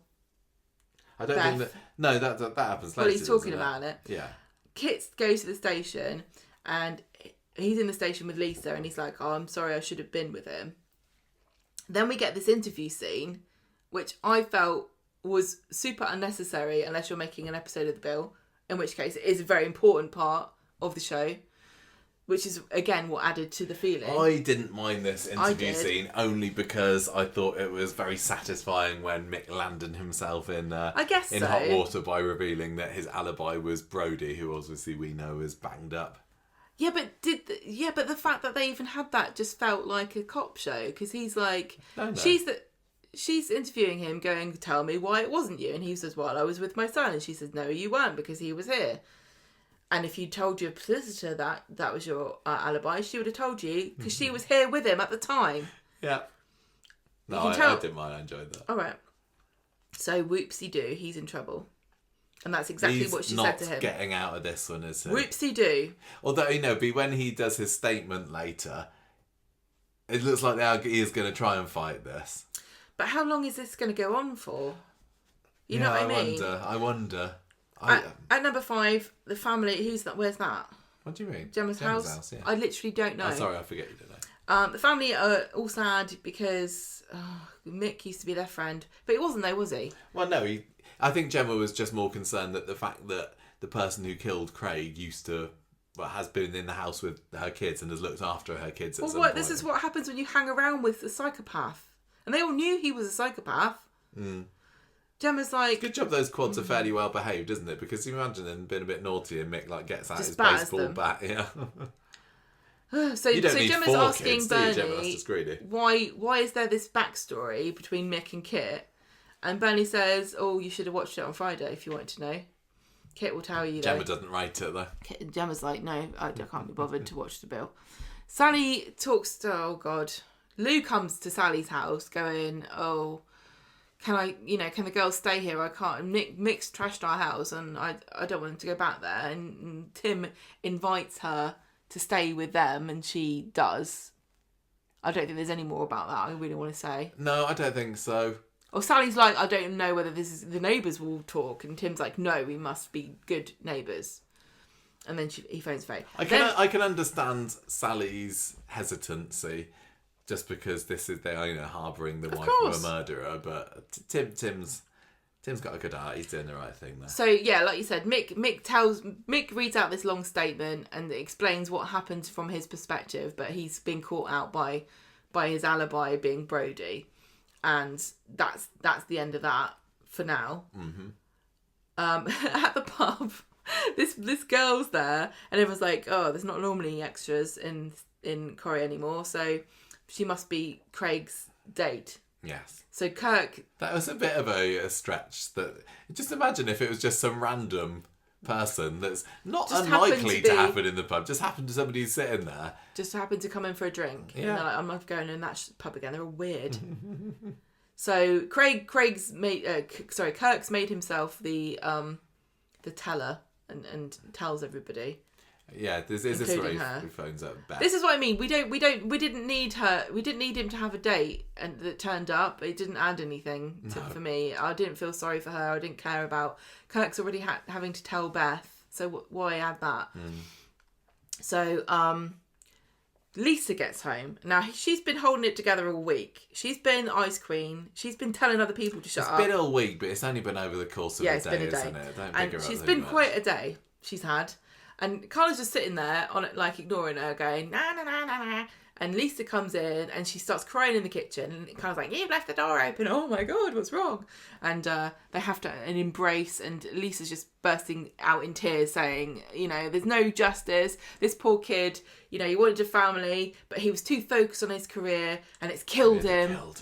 And she's saying, "Oh, why do we live like this? Why don't we just seize the day and do what we should do, like, and just take chances and live every day like it's our last?" And then she goes to Carla, "Marry me." That came out of nowhere for me. That was the last. I don't know I wonder whether that scene had been spoiled beforehand, whether that had been publicised, because I did not go into this week thinking there was going to be a Swala proposal. There's definitely some rumours and some kind of heavy hinting to the Swala fans that there was going to be a proposal coming. But I also do think that Swala fans have been reading proposals into like synopsis for a few months now. Yeah. What do you think about this then? Is it a too soon proposal? Is Carla gonna say yes? I don't think it's too soon because these are soap characters. In real life it might feel a little bit early, but I wonder whether Carla didn't immediately throw her arms around her and go, "Yes, of course." So This is really interesting. I think they will get engaged because there's no way that they're going to be splitting Carla and Lisa up, not with the fan base that they've got, how popular they are. So, but I think that is there a possibility that Carla turns her down and then Lisa goes, "Yeah, you know what? I was just all caught up in the emotion of the day. Let's not do it." I think they'll probably stay engaged. I think Carla may say, "This is coming out of nowhere. You're obviously emotional. I don't know if this is just you reacting to what's happened to you, because this was like a terrible shock. Like your protege has died in really horrific circumstances. I wouldn't want... Why don't you cool off and think about it?" Yeah, I wouldn't want to look back at the proposal. I know. And think, "Oh, do you remember the time that we proposed?" I think you said to me after we watched the episode, like, people asked you, "Oh, how did you tell us about the proposal?" Well, my colleague had just been beaten to death with a baseball bat. Yeah, you want it to be a happy memory, don't you? Not a time when your partner comes home. You from can work imagine. crying. You can imagine it happening where Carla's like, "Oh, I really love you, and I can't, see myself with you forever. But why don't we just take a step back and why don't you think about it and let yourself cool, calm down a bit, and then Lisa will be like, yeah, of course you're right, and then in the next week she'll be all kind of a bit cool with Carla and a bit maybe standoffish, and then Carla will realise that she does want to marry Lisa, and then she'll propose. I imagine so, because I think they're going to lean into the fact that it took a while for Carla to be able to admit that she's got and understand her feelings for Lisa, and Lisa was wanted Carla to get on with it and give her a snog and can commit to her, and I think that Carla's going to be somewhat hesitant, and Lisa will just kind of jump on that and go, oh, it's just, you don't love me, because they had that little wobble a few months ago as well, didn't they? It wouldn't escape my when Betsy was in hospital notice either, as if I was Carla, that Lisa has not that very long ago lost her wife in similarly violent and tragic circumstances or in the line of duty, and there could be some feelings there. Yeah, like she's seen her. Well, she didn't see it, but like her wife died, and now Craig's died, and he had barely a life to begin with. That sounds really rude, but he was so young. And then she's now saying, let's just get married, and you don't get married because you might die tomorrow. You get married because you love the person and you want to spend the rest of your life with them. Yeah, I wonder whether Carla, because when she decided to go out with Lisa, when she kind of admitted her feelings for her, there wasn't any kind of questioning of sexuality or am I completely different? Have I changed? Am I into women now? But I wonder whether they would do that this time, with her thinking, well, going out with a woman is one thing after a lifetime of being the streets man-eater, but actually marrying them, is that a step too far? I don't know. I don't know whether she'd think that's not her. I'm sure that there's going to be some kind of wobble. Basically, Lisa's going to be offended by Carla's lack of. Yeah, I think Lisa's going to get peeved by Carla not immediately saying, yes, of course I'll marry you. But yeah, I think that Carla then re-proposing to Lisa is a pretty good shout. I don't think Coronation Street is going to go down any kind of Carla questioning marrying Lisa because she's a woman. I think probably not as well. It was just. I don't think it's an unrealistic. I don't think it's an unrealistic thing that you might think in that situation. It doesn't. But I think that Coronation Street is really super leaning into complete acceptance, because God knows there have been enough stories about gay people or queer people or people of undetermined sexuality questioning themselves. And I think that Coronation Street has made a very deliberate decision to not add to that vast. We already. If you want to see that, there's already so many things that have happened. This is a completely different kind of approach to. And I know some people are sort of arguing and saying, I don't feel this is realistic because of her backstory, and I think if this was me, I would feel this way and whatever. And I think that's valid too, because I know that there are plenty of people who've even said on Twitter, I love this story because it reminds me of my story, because I was, a middle-aged woman and I realised that I'm like Carla. But I feel as though there's a lot more doubts that you might have. But like I said, I don't know that Coronation Street feels like they need to add to that narrative. I wonder with all this, because you never have that with a straight couple. Yeah, no. That's, I wonder with all this how long Lisa has been considering it. Was this literally just an out of the blue, I'm going to say it, or had she been wondering about it for a while? Because it all came at the end of the conversation of, who knows when you're going to pop your clogs, let's just do it. So has she been wondering this for a while? And what about Carla? Had she given it any thought? I can't imagine that she had. If either of the two of them were going to be thinking, this could lead to a marriage, I would say it was Lisa. It's really funny, isn't it? Because we're from our perspective, like how long were we going out with each other before we knew that we were not too long, never gonna be apart? Not too long. It was very, very quickly. Still took about 5 years for me to pop the question, though. No, because we didn't have any money. Yeah. We wanted to have, certain people wanted to have a very elaborate wedding. Yeah. What do you think Betsy's going to think of this? I can't remember what her current stance on Carla is. Is she begrudgingly accepting her? No, I think she doesn't. She doesn't like her. Okay. No, you're right. She doesn't, does she? Because of the whole dodgy arm incident with the pepper grinder. Yeah. Yeah. But what I'm saying is, the only reason I mentioned our situation is that I know lots of people are watching this going, oh no, this is silly, it doesn't make any sense, it's too soon. But maybe I think sometimes we think it's, you will know when the person you're in a relationship with is the person you want to live with forever. But I think that some people are just like penguins. And some people are not. Like, we're penguins. Yeah. Like, we're like, I want to find someone and live with them forever, and I found you, and that's it. That's the end of it. But maybe, not everybody feels that way. And if you're watching this going, I wouldn't rush into it. You might not be a penguin. You know what I mean? So I think we think there are different types of love, but there's also different types of people who experience love in different ways. And there's nothing wrong with any different way of feeling it, but I don't think it's that weird to meet somebody and go, yeah, within a month or two, I want to marry you and live with you forever. But I also think there are lots of people too who go, yeah, I thought that, and then it turned out to be a massive mistake. Tell you what I would like, and I might get myself in trouble for saying this. I want them to have their wedding day and then Peter turn up at the wedding. People would go mad. People would go absolutely nuts for that, but I would be like, that would be the best drama. I'd no way see that happening. But yeah, Peter turning up at the door, or when they have does anybody have a reason why they can't be married? And that'd be Did awesome. You delete all of the notes I told you to write? Oh, they're here.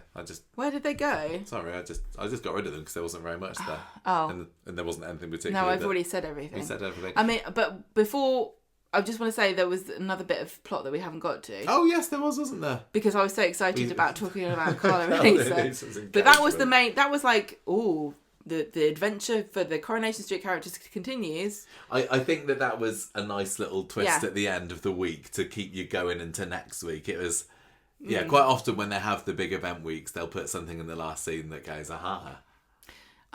Right, so the preceding scene was Kit with Bernie coming in to talk and kind of put a bit more of a, his perspective on what's happened now that the dust has settled. And Sarah's there too, and she's asking about what is this going on? Why is Mick and Bernie? What's your relationship? Why did this happen? And he says, no, I'm not going to talk to you about it. So she leaves Bernie with Kit, and she gives him a present, and it's pants. And says, don't open it now. And says, I don't blame you for pretending that you didn't know about me trying to contact you. It's stupid.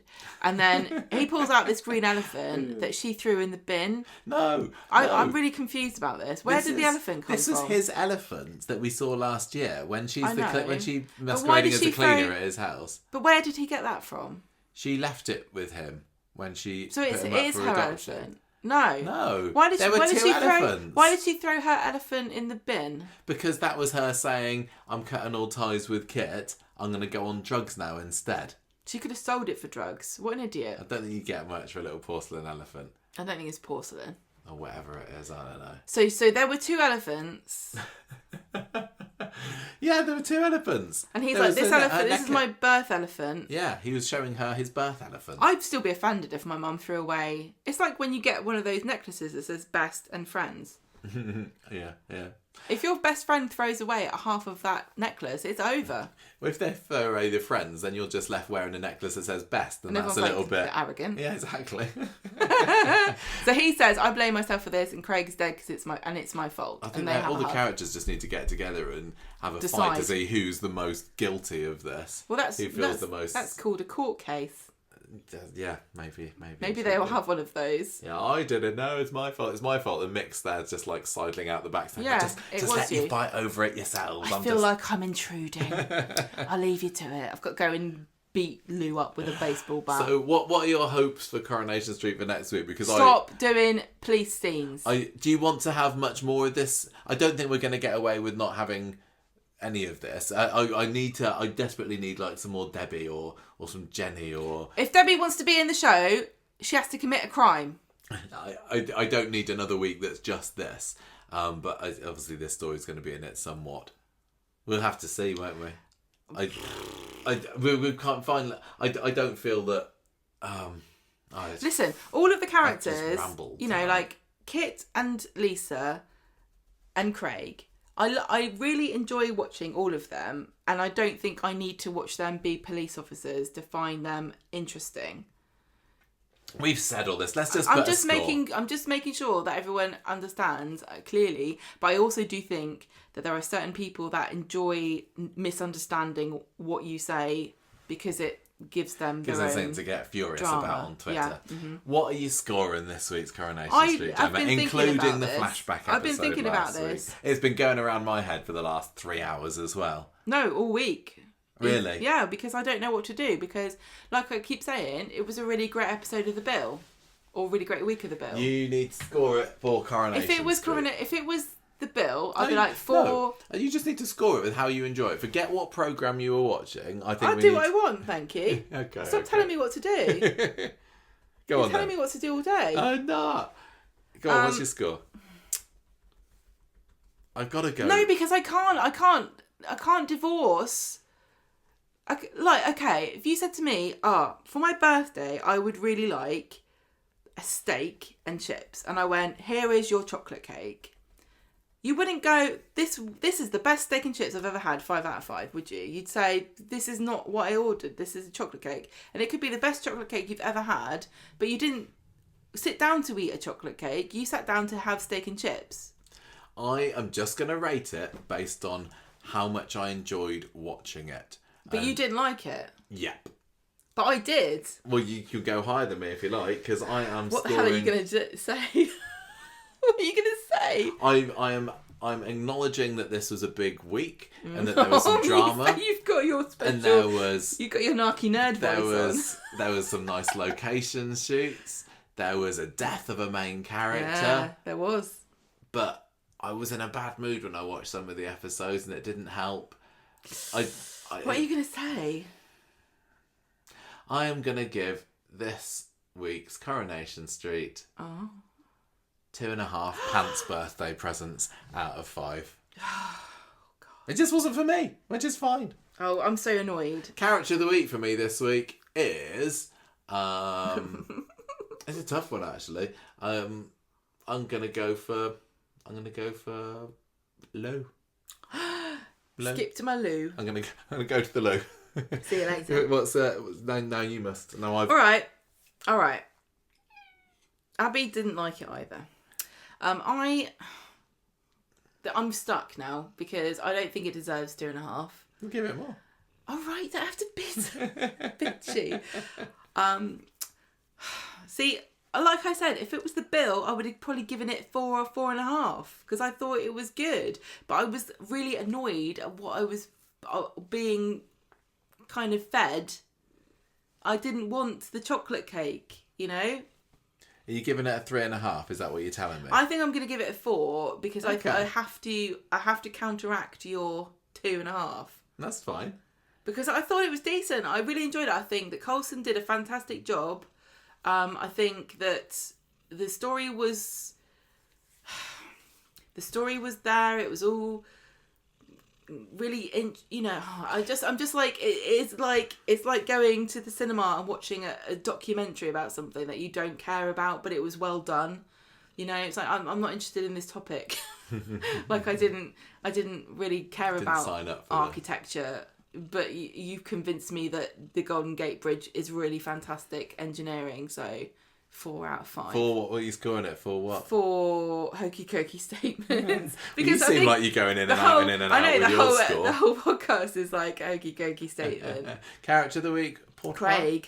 Oh yeah, that's fair. That's a fair call there, going for Craig. Yeah, I think it's going to feel a bit different. Craig has been a little underused recently, so it's not going to feel like Craig. Craig, yeah. It's not going to feel like a massive change to the show. I'm going to miss the gentle ribbing of Craig that he used to get in the show, and the fact that they did turn him into a bit of a dunce of a copper, but still lovable and likeable and a solid bloke. He was like one of these really, there's not a bad bone in his body kind of characters, and that's a rare thing really on Coronation Street at the moment. Most people have got a devious or mean or cruel or crafty streak to them, and Craig didn't. He was a solid, nice, decent guy, and sometimes that can make for somewhat dull characters, but I think he's loved.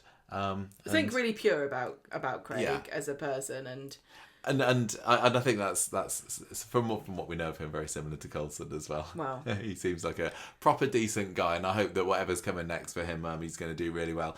I think that he has said that he'd be interested in going and presenting. We said that for ages. He's a really COVID, really great presenter. We've said that he is so. He's got such very a natural charismatic talent for it. It really does. Yeah. Well, when he did the Corrie Good News, and he's done a couple of things on the Corrie Instagram account recently, hasn't he? Such an engaging person. Super charming guy, and I hope that he does get some cracking and successful presenting jobs out of it after he's had his rest. And he's been on, he's had his holidays, I don't know. But okay, that is the end. That was a very long. But it was, it was 4 episodes to talk about street talk. I mean, we did moan a lot, but I didn't notice. But I always like to explain why, because I don't feel as though just saying something's crap is of any interest or constructive in any way. I hope that we haven't ruined anybody's fun by yes, that's what I don't want to do that, because pouring cold water over really the worst thing that happens is like you watch a film or something and you're like, oh, that was brilliant, and then you go on like Reddit or something and you look it up and you read this like diatribe of everybody thought it was the worst thing they'd ever seen. I'm really interested to know what people thought we thought of it. I've got no idea. I've not seen anybody speculate, what's Michael... Yeah, I'd really like to know that, actually. If you were surprised by our reactions to this, or if our reactions are exactly what you thought we'd think of it, I'd really like to know that, actually, because I know people will often say they watch an episode of Corrie and thinking, I think Michael will like this, or Gemma's really going to hate this, or whatever. But this week, tell us what you thought and what you thought that we thought. They did something different. They took some risks. And I think for some people, they definitely paid off. Yeah. So For sure.